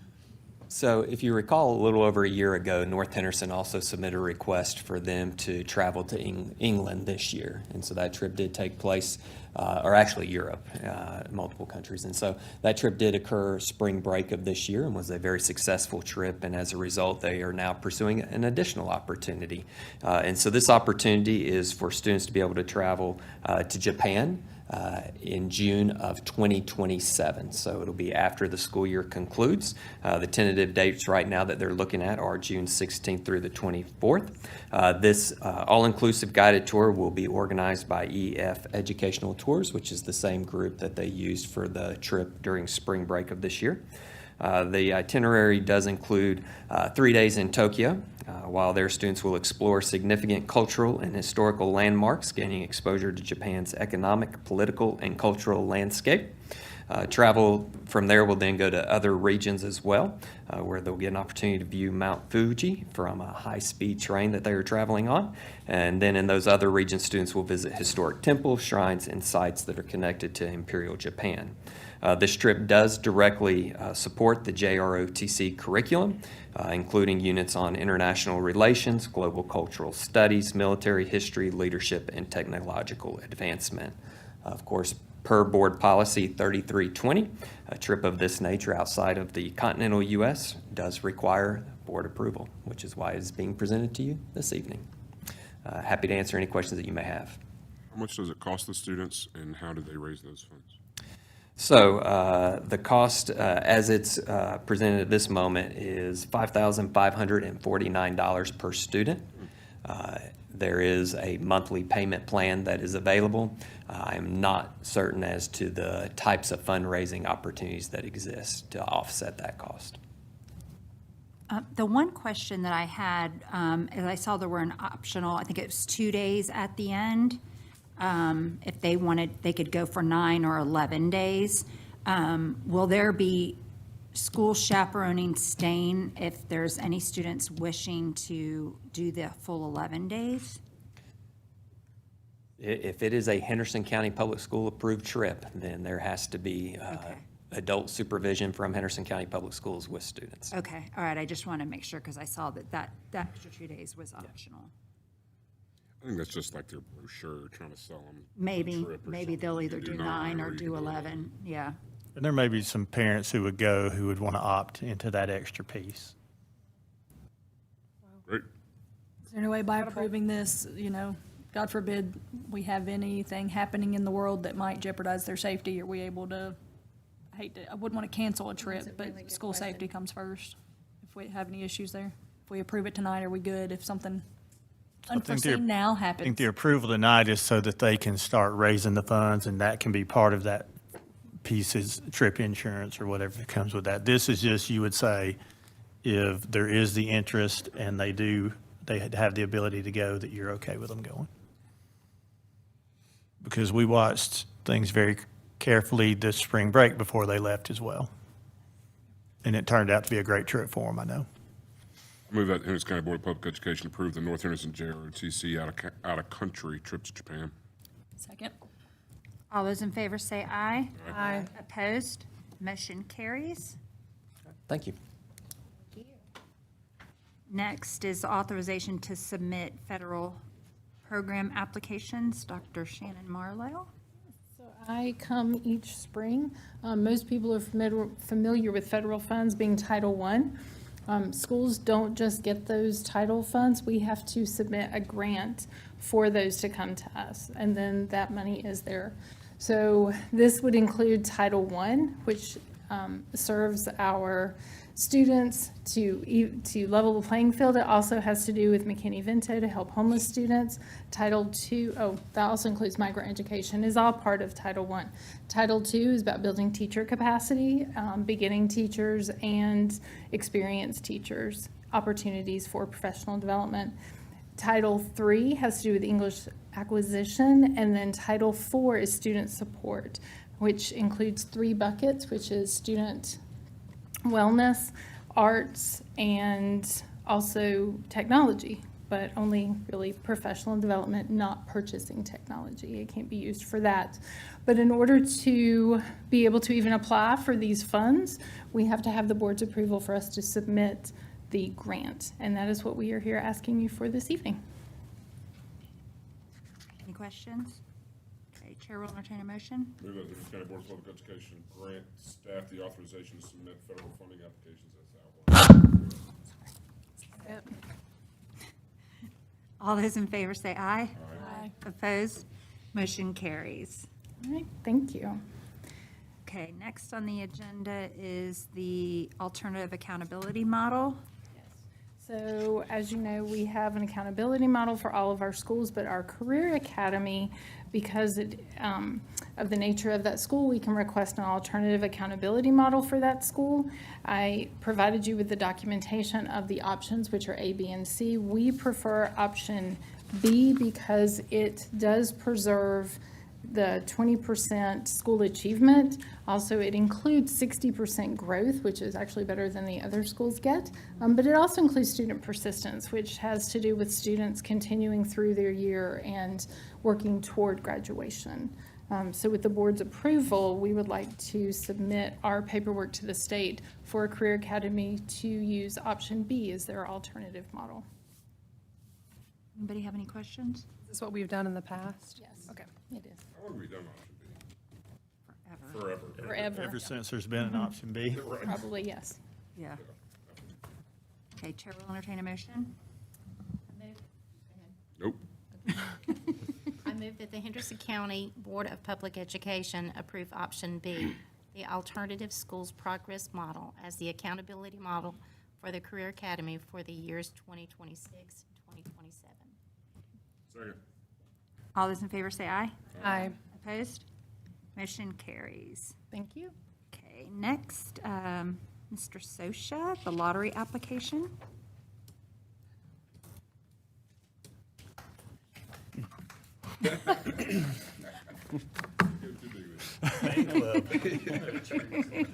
I'm just gonna go home now. Never happened. He's gonna brag to all his finance officer buddies. Sophie? Okay, this is an exciting one. After all of my years here, This is a great one. this is Yeah, it is. This is the last time that I am presenting to you a lottery application to pay off the debt service of Mills River and Hillendale Elementary Schools. I just wish Miss Mary Louise Corn could be here. As you see, there's $833,729.09 that is in the lottery fund that actually stems back to last year. They haven't done a request since we received the last quarterly payment from last year, but it goes up until when they have now paid off the bond for those two schools. So that is the request that is for us now. Talk to me about what that looks like for next year, because those lottery funds still have to be used for school construction or debt service. So do we have an idea of what the county is looking to use those funds for? I do not know exactly what they would like to use those funds for, but they are allocated to us to use, for us to use in those facility discussions to what we see forward coming up. We know we have a big bus garage coming up. That would certainly be one that we could offer up $900,000 a year. So my Go towards latest that. conversation with the county manager for clarity was this money is not assigned at present. This money was assigned to pay off this specifically, and there has been no further discussion as to where those lottery funds, which is in approximately $900,000 a year coming in for this purpose, would be designated at this time. So does the state designate it or the commissioners designate it? We do, don't we? So we request it, we being the Board of Ed requests it, the county commission has to approve the usage of it. Okay. So the funds come into the county, they hold it until you request it to be used. But the agreement for this bond was that money would go For this into, particular for this one. particular project. There is no such agreement for Hendersonville High School. There is no such agreement for Edneyville Elementary School, which are the only two bonds remaining at this time. Do the two boards have to agree on what? that Ultimately, is? yes. Ultimately, yes. Ultimately, yes, because they can control it at the county level. Okay, It so just that's has to why. be used for a specific purpose. For example, they can't take lottery funds and use it for a greenway. They can't take lottery funds and use it for a sewer project, but they can designate lottery funds for debt service for the county Board of Education buildings, or they can allow you to use it. So that's why it was already signed off. And could they bank it? The money is in Raleigh. Right. The treasurer's office has it until we get approval from DPI for a project, and then we request the funds, and then it gets sent directly to the county. So if we were to do a State holds project, it. we'd have to get it. from the County gets it, you have to request it. Yeah, the whole time I've been on the board, we've been paying this particular bond off, right? And so I'm kind of interested in what that process is to decide what's the next step of what are we using these lottery funds for? How do we get to that agreement? We propose a project, the commissioners, they would sign off on it, just like Ms. Holt will sign off on the application tonight, and then we'd go forward. Then we go from there. When would the new funds be available? Like, I know this pays off, but like, when would we get to use the next funds? So they typically drop funds in every quarter. Sometimes they're quicker than others. I don't know what takes them a little bit longer sometimes, but every quarter they typically drop funds in, and then the funds are available at that point. So, $250,000, $300,000, somewhere in that ballpark, a quarter it drops, and then it accrues interest while it's sitting over there. I mean, we do actually get the interest from it. That's The little bone they throw at us for that. Don't let them know that, though. We'll stop that. Being at the state level, that's one of the few state funds that we actually get interest from.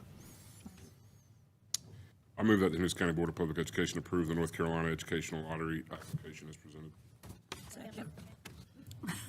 All those in And favor everybody, say aye. everybody's I guess we seconding all need to that. say It's aye, great. right? Opposed? Motion carries.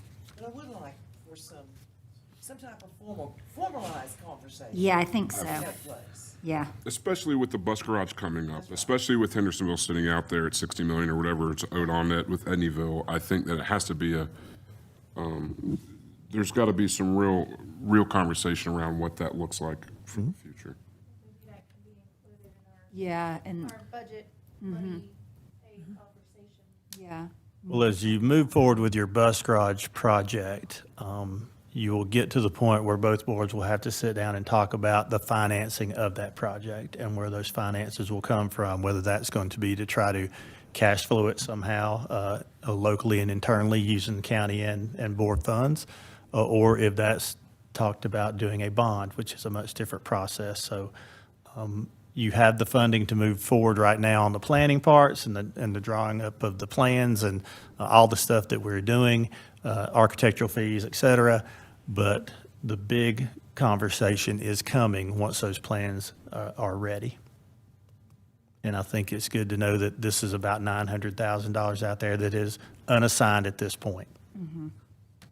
Great. Okay, next, sole source and purchase contracts over 90,000. Yeah.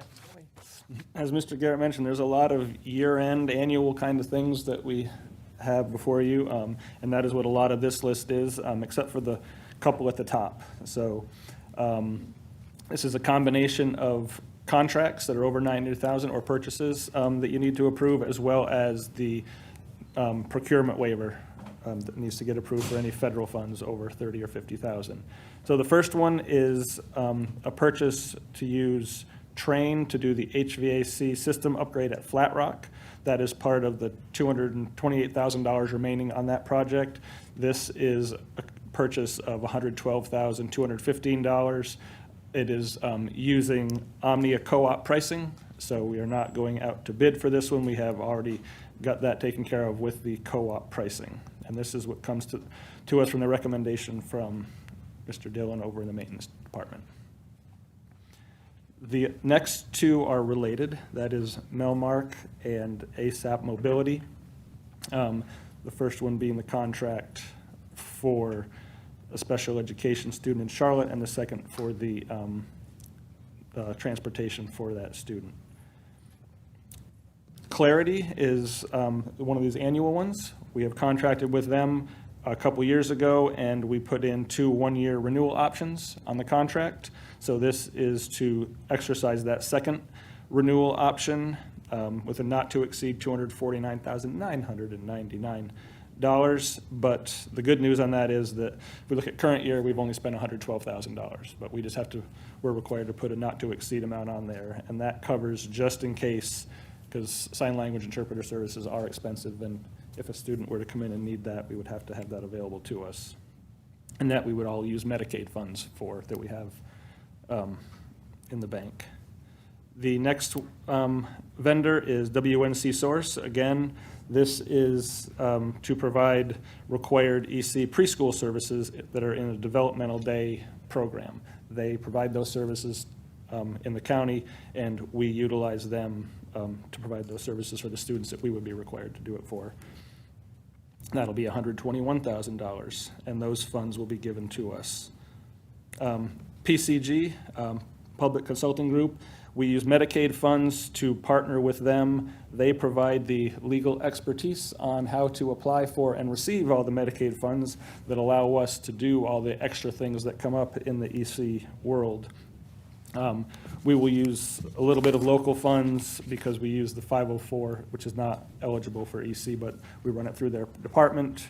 And then we will pay PCG approximately $130,000. It's based on the amount of funds that they receive. It sounds like a lot of money, but it's a lot cheaper than having to hire 2 people that have the knowledge to be able to file all the Medicaid documents. And they do work with us. A couple people in finance help out, but it's largely done up in the EC department that do all the reporting every month to get this done. Next vendor, Curriculum Associates. We've been working with them for over 9 years now in the iReady world. iReady Math and iReady Reading. This is, again, a not to exceed $325,000 using federal Title I and state textbook funds. That is over 90, as well as the sole source, because that is a continuity of service in the classroom. On to Pearson, providing evaluation software for the school psychologists and the speech therapists. It's about $32,000, but again, this is a sole source because they are continuity for curriculum and they have a proprietary software that we use for this.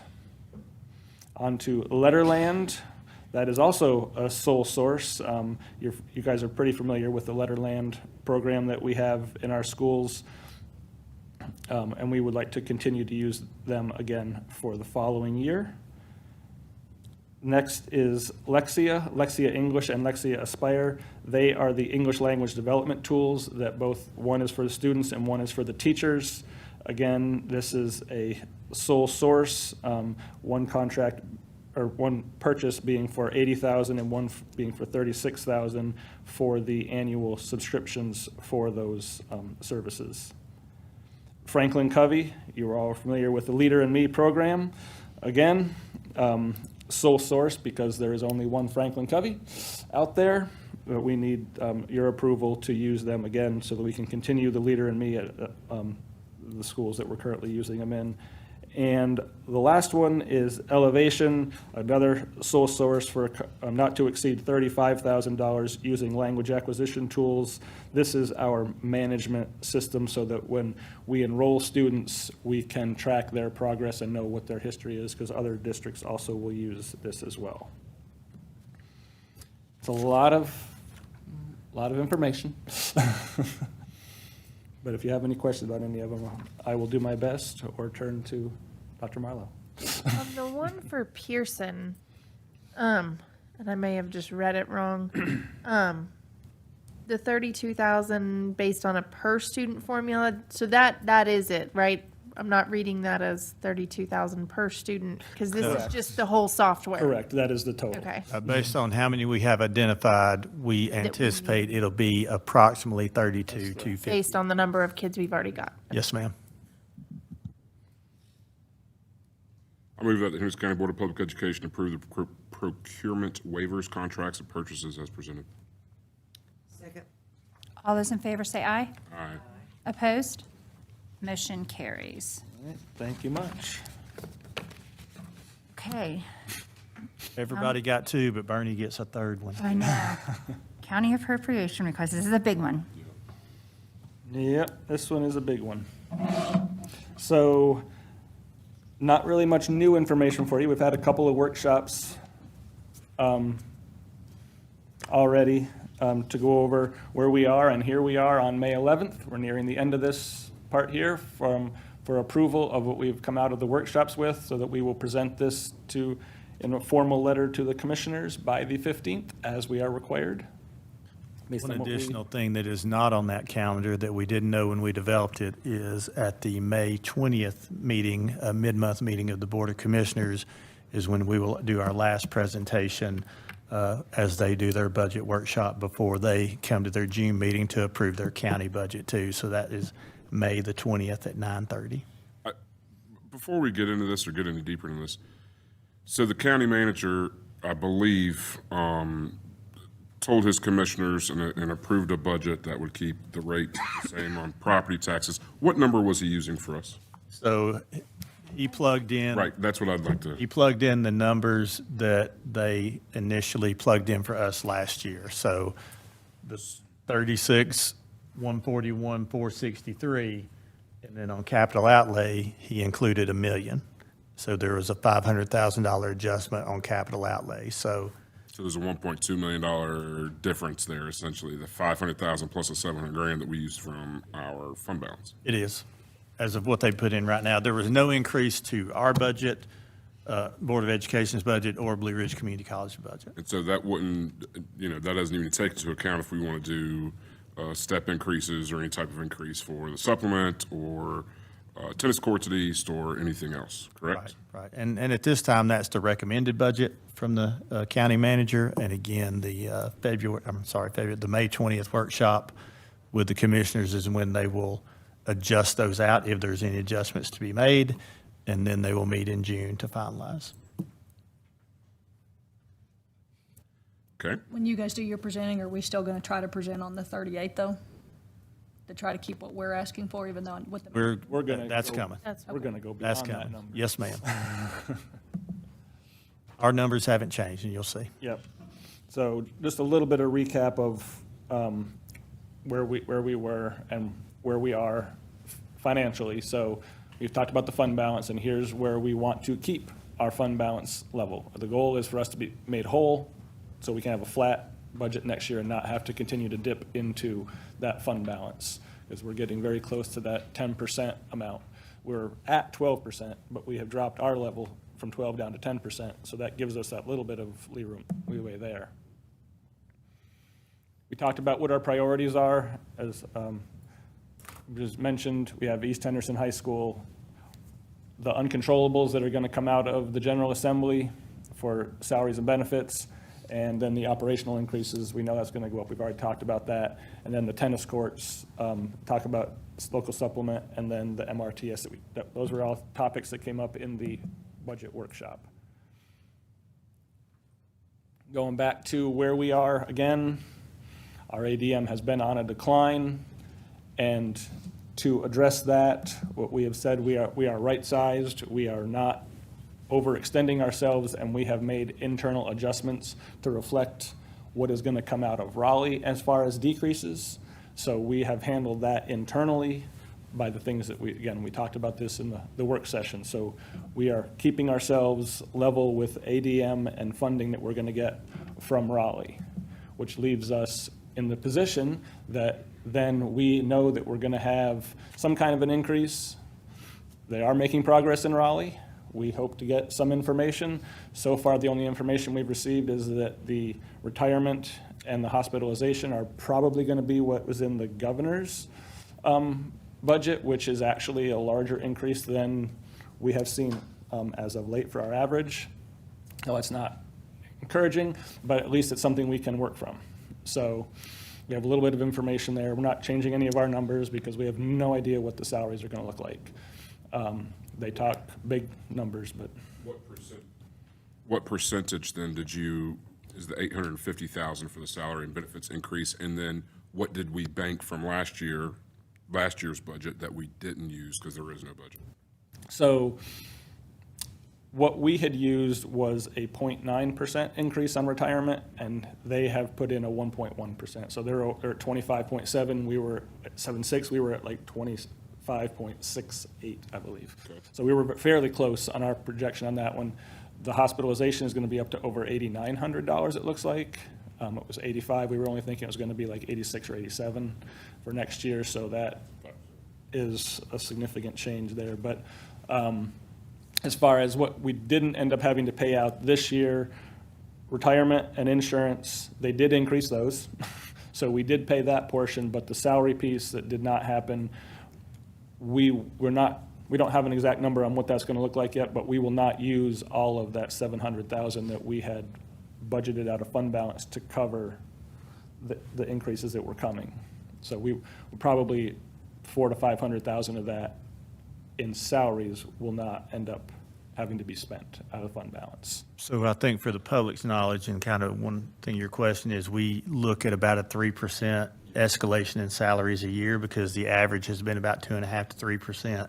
So because we've not had a budget to work from, we've taken an educated guess. So 3% on the current year, another 3% on the next year. So it's 6% over the biennial budget that we should already have right now, but we don't. Now, the governor had mentioned a 10% increase, 11% increase. Yeah. So, it's not going to be that, but let's say it's another 3% over what we projected for last year and what we project for this year. How are we going to make up that difference? Well, that will be a conversation back here, where we will decide if there, depending on what that amount looks like, is it a small amount that we have that gap in the fund balance to cover, or is it something that we would have to go back to the commissioners and say, look, the General Assembly came out with significantly larger numbers than we had ever anticipated, and we would have to go back and ask for more. And we have been upfront with them on that through the whole semester of the conversation. And then we have, Expect that. we'll have one more meeting with them tomorrow to talk about this very thing before next week, and to also share what it is you approved tonight. If you approved it, well, you have to approve something tonight, hit our deadline, whatever number you come up with. Please do approve. Yeah. We could just meet again. So that we can explain two things. We can remind them that, again, we built a 3% escalation over the biennial 2 years, so this will be a 6% over 2 years ago. If it turns out to be 7 or 8, that's a conversation we have to have. If it turns out to be 10, that's a very serious conversation we would have to have. The other thing that we need to do is also clarify some fund balance questions, I think, that are out there on both your operating and your capital side. So just some things that were in the audit, that your audit report is behind on what you've actually spent and encumbered. So It's just one of those things, you know, I didn't anticipate this when I first ran for school board is, you know, we have mandated dates, May 15th, make sure that we have our budget presented. The county commissioners have June 30th, that they have their budget presented. But the state has no such obligation whatsoever. And then we are just playing this game of what is it going to be? And it puts us in a really big bind. If they do come slightly over what we have anticipated, there will be some savings this year that we would have, but then we'd be behind the following year. So it's, and there still exists the opportunity that if a budget were put into place right now, they could retro. And I think the House has discussed more about retroing. I mean, that's, And the Senate has discussed more about applying it to the next fiscal year. So that will have a difference in what your year end actually comes back to be. yeah. Okay. School finance is fun. It's so fun. we print May paychecks very soon. Right, right. Okay. I thought you were going to say we print. But as Ms. Marsteller has said, he's smart and we will make it work. Well, I'm still 1,000% confident to send that up the street for our budget requests, and I am definitely open to seeing what a supplement increase would look like and adding that as well. So one thing for the public who's watching, these line items that we look down, we have been, and Mr. Socia and his group have been very good at getting really close to those numbers. We don't inflate them, we don't short sell them. We have had really, really good luck in estimating the increases that we'll see and have been pretty much right on that. So that's something to his and his team's credit as well. So, as you were asking, the pieces associated with looking at what supplements would look like. So, you guys had asked for a comparison of who we're in competition with for either recruiting or retaining teachers. So here is where we stand within the neighboring communities and then going in down into South Carolina. They kind of are in order, and you can see how the dollars continue to climb. So, And I'll bring special attention to Transylvania County, who used our county last year as the basis to get their increase. They said specifically they were losing a lot of teachers to Henderson, and we have several who live in Transylvania and come work with us. So that was something that they did and worked with their commissioners on. And so that is why you say, gosh, well, Transylvania looks very close to us. Well, it's the exact same scale that we use. The thing that jumps out to me on this slide is, you know, you look at Greenville County, you know, it's $7,000 more, almost 20% higher starting salary than our teachers, and that's why we're having, you know, Mr. Rhodes is having, part of the reason we're having a tough time bringing teachers into this region. Do they have state tax in South Carolina? They do? They also have the ability, they have millage ability too. I'm sorry, they have. South Carolina boards of education have millage. They have the ability to tax. North Carolina does not have that. The boards of education do not have the authority. Most states in the nation do. The two states that I've worked in do not. Tennessee and North Carolina do not have the ability. So that's one thing that I say every year when I present to the commissioners. I know we're the problem kids because we have the largest budget. We are a separate entity. We're not a county department. We have a separate elected board, and we do not generate any revenue. So everything that we do, we are relying upon what the federal dollars come in, the state dollars come in, and the local dollars come in.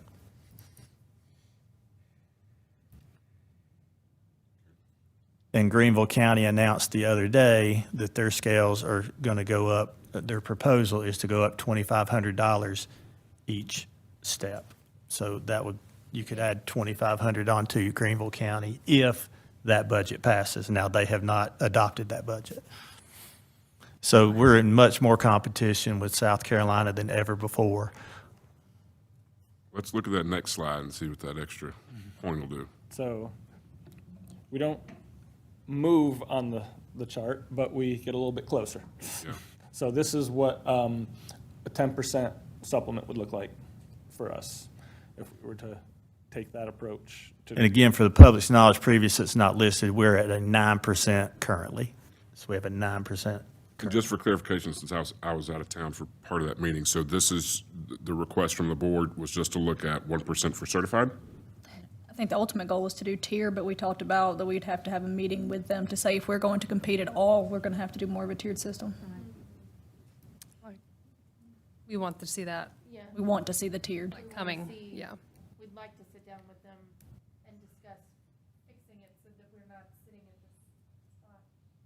Well, I know I've brought this up before, but we can reach out, well, this board would have to decide, but there is a specific general statute that allows us to approach our municipalities, Fletcher, Mills River, Laurel Park, to request funds as well. Yeah, they now have the option to contribute. For a long time, they did not have an option to contribute to the to a public school unit. That came in a couple of years ago, John. I think about 3 years ago. If I'm not aware of any of our clients having even requested it. So the intention of that action was if a city wanted to start a charter school or support a charter school, that was who was behind the push to that.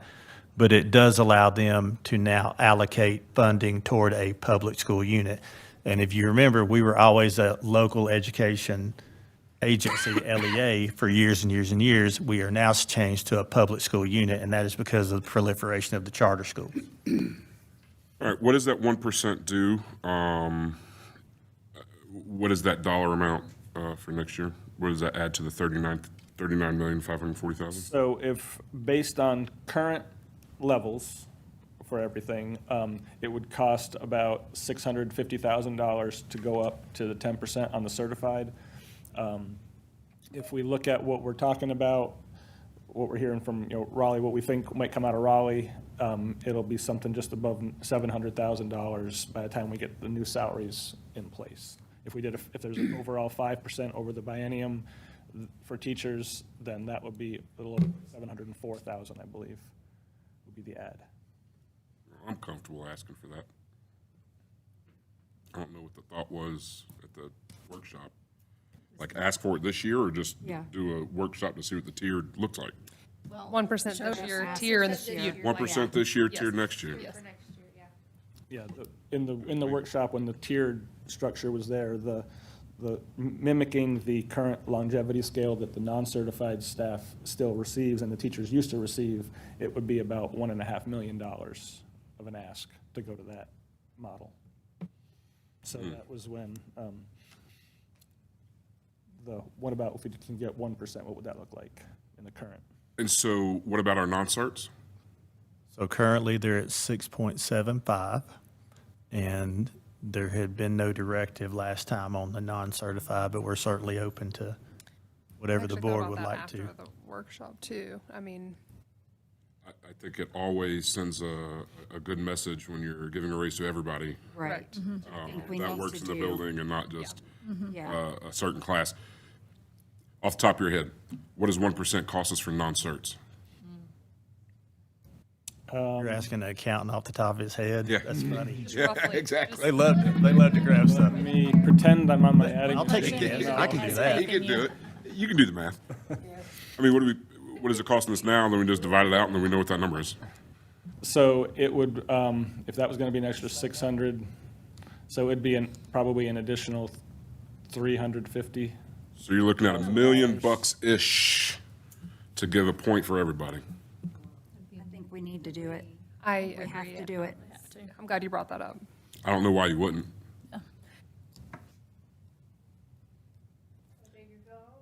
Yeah. Well, it's I appropriate. thought we It's- were talking about a percent increase for everybody. That just says for Right. certs, right?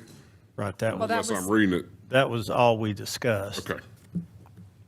Yeah, I've never liked increasing just one without the Yeah, other. no, me either. I don't like that either.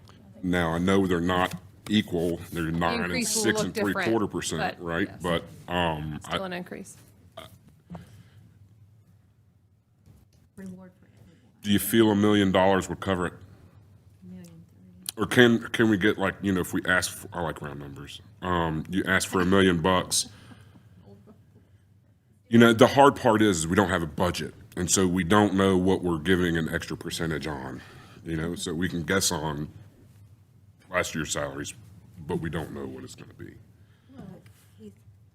I know he's doing math. I know, and he's probably writing it I know down. Miss He's probably Marsteller not got him hyped up, and he is probably in not here even using using a all of his calculator. knowledge. Of course he is. Well, don't interrupt him. Don't. Shh. I'm waiting for him to put his pocket protector on. And if he gets a slide rule out, I need you to adjourn the meeting. That's just- Right. I think for this sum, So one 700,000, another 350, so you're looking at, it's gonna be right around $1 million, and if it's a little bit over, we can cover a 50 grand or 100 grand overage. We've got the capability to do that. So then a request of an extra blank that would allow us to go up a percentage point on our certified and non-certified supplement. And then if it's over, we can We take can fund cover balance. that million, that gap or something, right? And so that puts your request at $40,540,000. Yeah, it's probably gonna be more like 1.3 million total. 1.3 total? Yeah, That changes a little bit. So 40. to do a full That's- I mean, percent. you're looking Do a at, full percent for everybody. you're looking at almost $41 million at that point. But I think we have to highlight that we've pulled back on the tier, knowing that we need to have that conversation. But if we don't do something, we are not going to get people. We've got to be able to recruit, and it's across the board. I know that the county has taken on some major projects. But in the end, if you lose your teachers, you lose your first responders, what have you accomplished? Yeah, right, agreed. So they're gonna have to really look at this, and we wanna have the conversation, but we've got to do something. Can you, I know I read this and I've talked to you about this, Mr. Rhodes. Can you highlight to us again, like, some of the conversations that you've been having, especially on beginning teachers and our competitors that, Buncombe County and those folks that we're trying to compete against to keep them or bring them here? Yes, thank you. I think, again, when we start thinking about our closest competitors being Buncombe County and Nashville City, they're starting out 11%, 11.5%, and they've got a staggered scale that over time is going to run up to 18, 19%. For years, we were even as it related to it being at 9% because they were right around 9%. So it really did move the needle because once we get people in our system, they typically don't want to leave. The problem is now when we go out recruiting and we're sitting there in front of a group of teachers and you've got Buncombe County and Nashville City sitting in there and they're talking about 10.5 and 11, it's real money. And the reality of it is I don't have anything to say to them other than we're at 9%. It's a great culture. We've got low turnover rate, et cetera, but nothing says I appreciate you more than a paycheck. So at the end of the day, that really puts us at a disadvantage. And then just couple the fact that we're 30 and 45 minutes away from Spartanburg. We're 30 minutes from Spartanburg District 1, 45 minutes from District 2. You're 30, 45 minutes from Travelers Rest in Greenville. It's really a difficult sell. When was the last time we increased the supplement? We've asked and asked and asked. When was the last time it actually increased? Not since I've been here. Pre-COVID? Oh, yeah, for sure. We were able to adjust a non-cert We adjusted it, up a little bit. but I don't think we've gotten an increase. And then the last time we requested over the 4-year last reevaluation is we asked for 0.25% a year. That was a request, but we've not received an increase in the certified supplement, and this is my 4th year with you. So just a quick question. Did I hear you say earlier that Medicare, that the supplements are going up as well? There's a slight increase in the supplements as far as the Insurance. the medical. The insurance? Yes. Yes, the, what the employers have to pay, for employees for the, state health plan on top of what the premiums are that the employees pay. We're currently paying $8,500 per full-time person.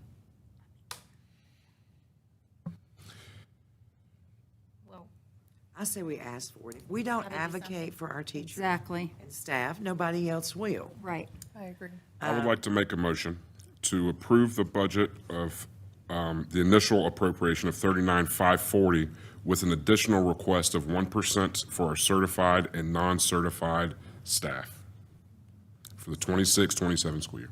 So you're including the capital outlay total request. I'm including all $39,540,000 with the 1.5 capital outlay, our increases that uncontrollables, and then an additional 1% whenever the math gets mathed, adding that number in there as well. Yeah, I'm fine with, And a future, if we don't have the number, I'm Yeah. fine. I don't care. It's 1%. Yeah. and a near future conversation on a tiered overall Long-term, that would be. long-term plan to increase our teachers over time. And I think we acknowledge that. I appreciate that our taxes haven't rose in a long time. Yeah. But it may be something we have to do eventually. Nobody wants to do that. Thank you for the years that we've stayed in one place, but we've got expenses and things that have to be paid to be able to compete and make sure that we're presenting the best for our students and across the board, for our county and city. So, absolutely. All those in favor say aye. Aye. Opposed? Motion carries. All right, Yeah. Kathy was the second. thank you very much. Good. Okay, next on the agenda is discussion for the out-of-county tuition fee. Yes, this is on the agenda based on a couple of questions that we've had when we talk about our transfer students who are coming from out of district. We have some information. I think, Mr. Taylor, do you have some of that information on the numbers? I think the most that we have seen that are tuition paying are 7 or 8 students in the past 5, 6, 7 years. When we went back 5 years on that data. That equates to less than $20,000 a year of tuition. Now, we have more than that who transfer in. Those are like teachers' kids, staff kids, et cetera, who do not pay tuition because of the agreements that we have. We also have those places, like we just did the interlocal agreements earlier, that do not pay that local tuition. So when you boil it all down, it has been anywhere from $12,000 to probably $15,000 of revenue that you have generated. I did mention this to Mr. Henning earlier just because they deal with multiple districts. I have experience with 2 districts who did not charge tuition. That was when I was in Avery and when I was in McDowell. I know that the surrounding areas down there, we always reciprocated. I don't know that they actually charge tuition. They never did for us. So, this would not be unprecedented if you did not charge the local. Now, that is not possible for students who live in South Carolina, because South Carolina, they do not count on our ADM. We do not get funded. We do not get state funding for those students. You said reciprocated there from your other school districts. What do you mean by that? Means that we basically looked at our numbers and said, we're about getting as many from you as you get from us, so we're good. And you just, okay, I didn't know if you guys went and talked to them, said, hey, we got 10 more students than we gave up or anything. No. I think it's by and large, and I would say this is true of all of our clients. I couldn't swear there are none that are taking tuition, but I think that's mostly what happens is you've got a corner of a county that doesn't make any sense to make them go 30, 40 more minutes to, into town this way. They're closer, by the roads instead of as the crow flies. And there's just enough of those that you square up. 2 or 3 county area just makes sense. And you mostly have those sort of partnerships where it's just like, we don't charge anything for those kids coming here. We got a few who go there historically. We just sort of, it's a wash. So I don't think there's a ton who do. So I just look at this differently. And the ADM chart that we just saw, I don't know, somewhere, really defines it for me. We're back to 2004 numbers as far as ADM goes. And you get more ADM in, you're going to get more you're going to get more federal funds, you're going to get more state funds, which are 80-something% of our budget to begin with. We're competing every day with charter schools and this virtual school and this private school. And this has to be run, in my opinion, just like child nutrition and everything else, like a business. And a business wants as many clients, as many customers as you can hold, right? And so I don't see why for making 12 grand or 20 grand, we go through these hoops to make people pay us $2,800 to come here. Come on. If we can't accept them at a particular school, we have the ability to say no. That we're full, we're good. And so I think we try to get as many kids as we can and get rid of that charge and then advertise it. So one of the groups who would benefit probably the most are your county employees, not your school district employees, but your county employees. DSS, Health Department, Sheriff's Office possibly, who are living in the edge of Buncombe County or living in another county, but working here, pretty much spending their time here. Right. So I think those are some of the calls that Mr. Taylor's office will get is, well, I work for the county, do I still have to pay that tuition? And right now, the answer is yes. Yeah. This would eliminate that piece if that is the will of the board. That's a really good point. I mean, Yeah, I mean, they're coming here, their parents are coming here to work here every day. I know I talked to somebody, either Mr. Garrett or Bernie or somebody, about if we increased the number of students by X number, the federal dollars and the state dollars covers all of it, right? Well, yeah, there's a time frame to do that. Yeah, I would think we would need to put some kind of maybe specific, well, I don't know if you can or not, to make sure that they're here on our 20th and 40th day. Yeah. If you get in by the 20th and or 40th day, you get tuition free. We can make it say whatever we want. So is that allowable, we have Mr. to- Attorney? If Right. we said that by X date, there would be no tuition, and other than that, it would be prorated? Is that I allowable? don't know any reason off the top of my head you can't. I mean, it's completely in each board's discretion whether to charge it at all. I don't know of any, finer point that's put on it than that, but let me double check. Yeah, I think we take all we can hold. So Like you said, we always have the ability to say no. Full. But We're we're full at this full, yeah, grade when you're level. max. Yes. we have to offer it to those that live there first. Sure, And then correct. we are at capacity, Right. then of course, Right. We only see this a couple times a year, and how many people in that same boat I hadn't even thought about would come to our schools or want to come to our schools, but they just don't have the $2,800 Well, because they are a fireman or police officer or whatever. if you Come take, on. if you take an emergency responder, and you go, okay, my kid's in my child's in another county, another district, that's a lot of time consumed just to get. Oh, yeah. And so having them here is really a plus to the parent. Sure. and the So, child. so as you look over at the history of your releases to go to other districts or people that want to come to our district, the number one reason is proximity to work. Proximity to my work, my what child's we would all school. want for our family. So that would provide some different opportunities. So I would request of the leadership team to come to us next meeting to rework that policy. I don't know what policy it is, to really, go by this board's wishes. of 4135. To accept, maybe we can work with Mr. Henning on. So I would suggest that we work with our attorneys. Yeah, work with the attorney, whatever. You guys work with the attorney and get that worked out and bring it to us in June so that we can advertise this Yeah, this summer. summer to come on.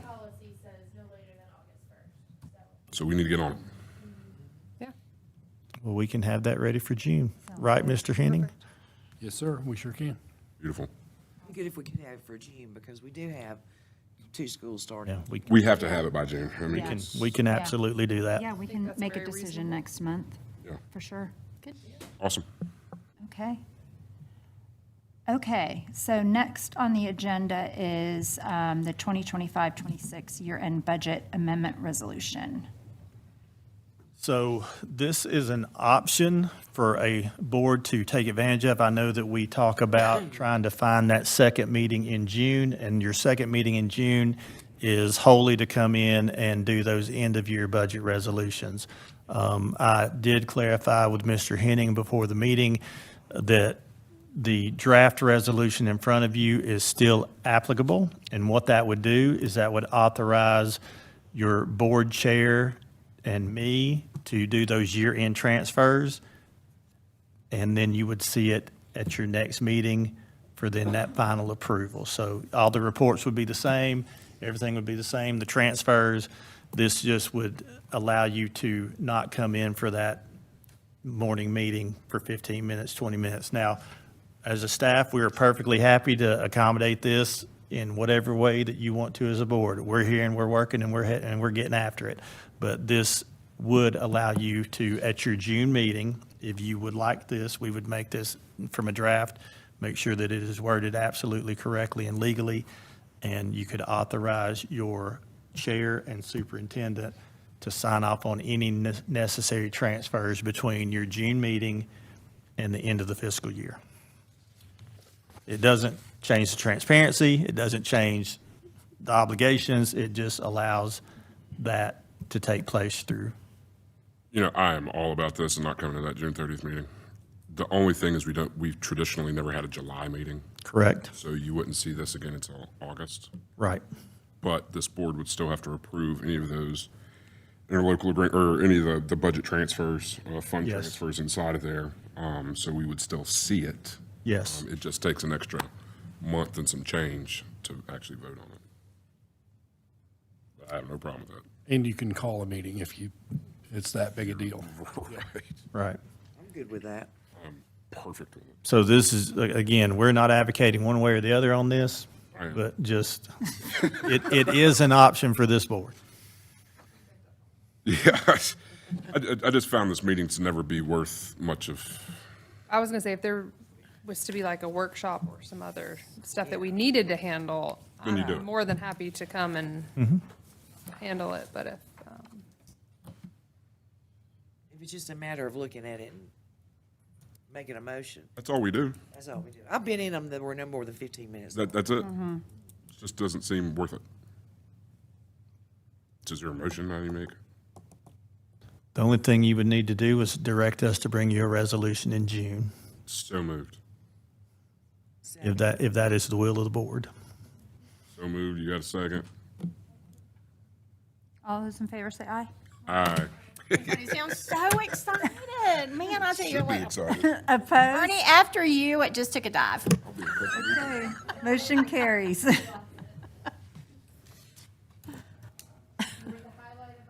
Okay, so capital update. Oh, Carl, come on, we got Dr. you. Taylor. It's fine. It's fine, Dr. Taylor. Dr. Taylor's Come on, up. Dr. T. Yeah. There you go. we need to get you a fan somewhere. Listen, You Miss got one. You got one. I'm your fan. Miss I'm your Marsteller, fan, Dr. Miss T. Marsteller needs to know that he taught math. So not only do we have Bernie, but Carl taught math. He's She still knows my what she heart. likes in a man. Math skills. Doctor now. Now, I'm sorry, I have a liberal arts degree, so I have a history degree, sorry. Okay, thank you. Please do. All right, so for this month's capital update, I'll again start with our local projects. So at East Henderson, we continue to work with LS3P on that program and conceptual phasing study. And so we'll work diligently to get you some, hopefully some visuals to look at as we get to our June board meeting. Can we get visuals on the water cutoff valves, because that's exciting? I can. I don't know how exciting that'll be. Also at Easton, this year's capital outlay, the board did approve for those water cutoff valves to be installed. And so that is out, or the bid is open now. So we have a pre-bid meeting scheduled for May 27th, and then the bid opening will be June 10th. As Mr. Socia shared in the contracts, the HVAC upgrade at Flat Rock is underway. This was a project that actually was budgeted in 24-25 school year.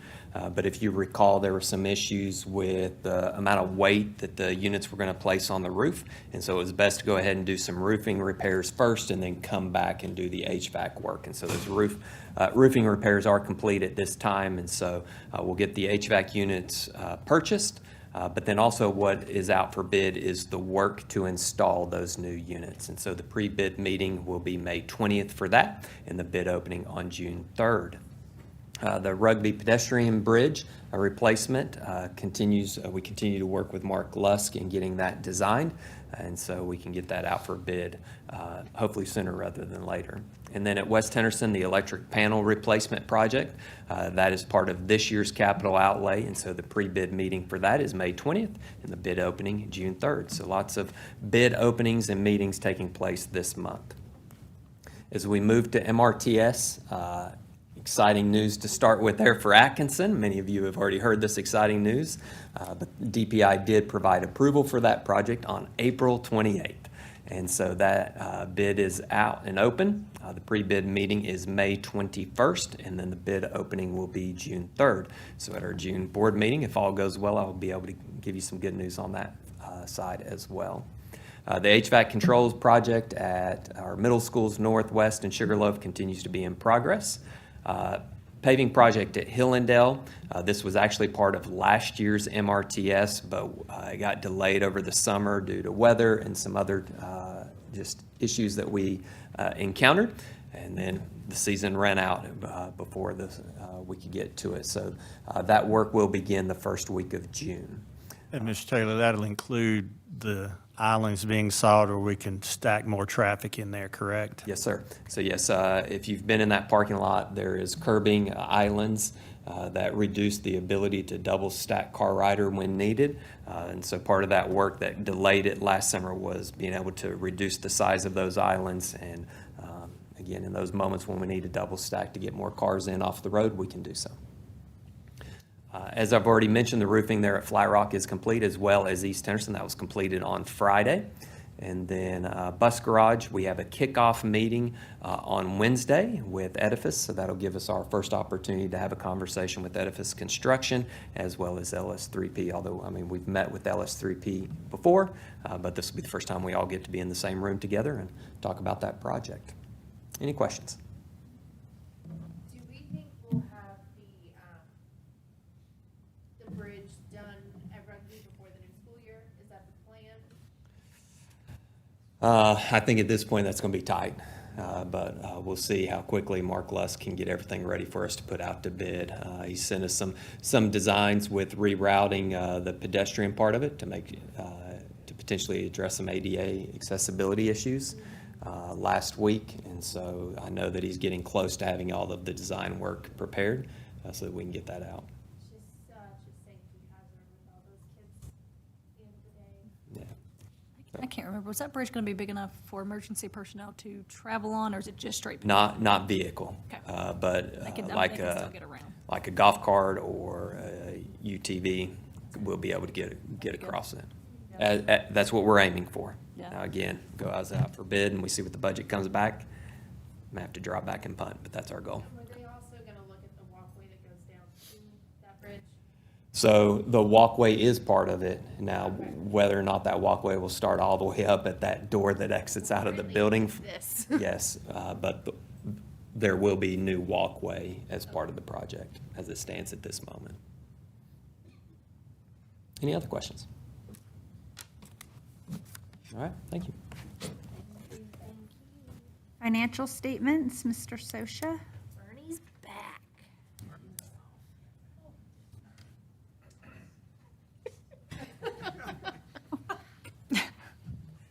Can we look at getting her some more comfortable seating next time?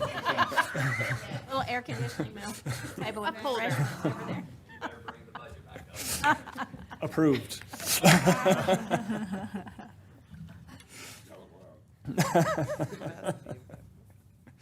Okay, couple reports for you this month. Local current expense and other restricted through the end of April, and the enterprise funds through the end of March.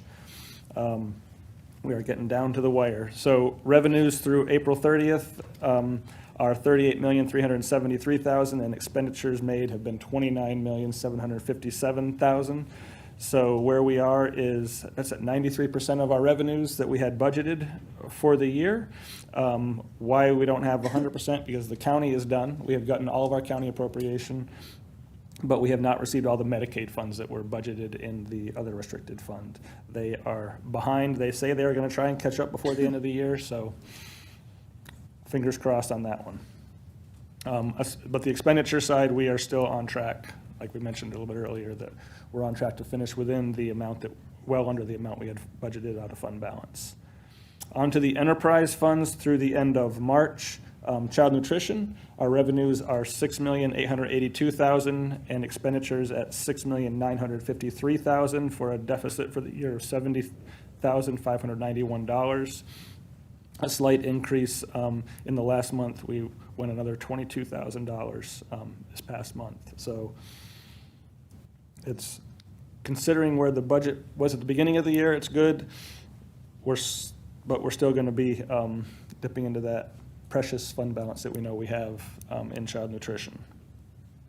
On the child care front, revenues received are $863,000 and expenditures made of $937,000 for an annual deficit so far of $73,000, which is just an increase of $3,013 from last month. And we have, as we said, we had budgeted fund balance intentionally this year, and we have used up 79% of the fund balance that we had intended to budget for the year. So we're still on track there. Excuse me. I gotta say, I'm not happy about losing $437,000 in child nutrition. She has done, I forget her name, I'm blanking. What's? Stephanie. Stephanie. Has done a phenomenal She job. has done yeah. She's doing really, really well, but we've got to keep pushing.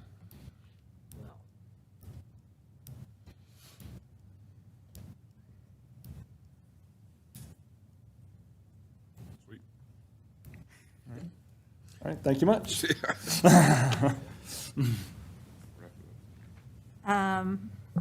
Okay, next is general operations, Mr. Garrett. You want me to take my time or just kind of? Okay. Appreciate the opportunity to share this month's general operations report. As a reminder, kindergarten registration remains open, ready to shine, class of 2039. We like to say that every time we can, both because it is very alliterative and 2039 is a long way away, but not that long because the kindergartners will be coming next year. May is Mental Health Awareness Month, Asian American Pacific Islander Month, so we're celebrating both of those right now. Top Scholars Banquet will be on Thursday at 6 o'clock at Blue Ridge Conference Hall. Remember, you are invited, and that's the one where you get up and kind of help shuffle some things, so make sure you wear something nice and brush your teeth and comb your hair. I'll be coming from a ball game. Then we have May 18th is National Speech Language Pathologist Day. Maybe they can help me with my ocho dos ocho. I don't know. May 22nd is our last day of school for traditional and early college calendar. That'll be an early dismissal at noon. Then May the 29th, a week later, is the last day of school for our flex calendar schools, and they will also have a noon early dismissal.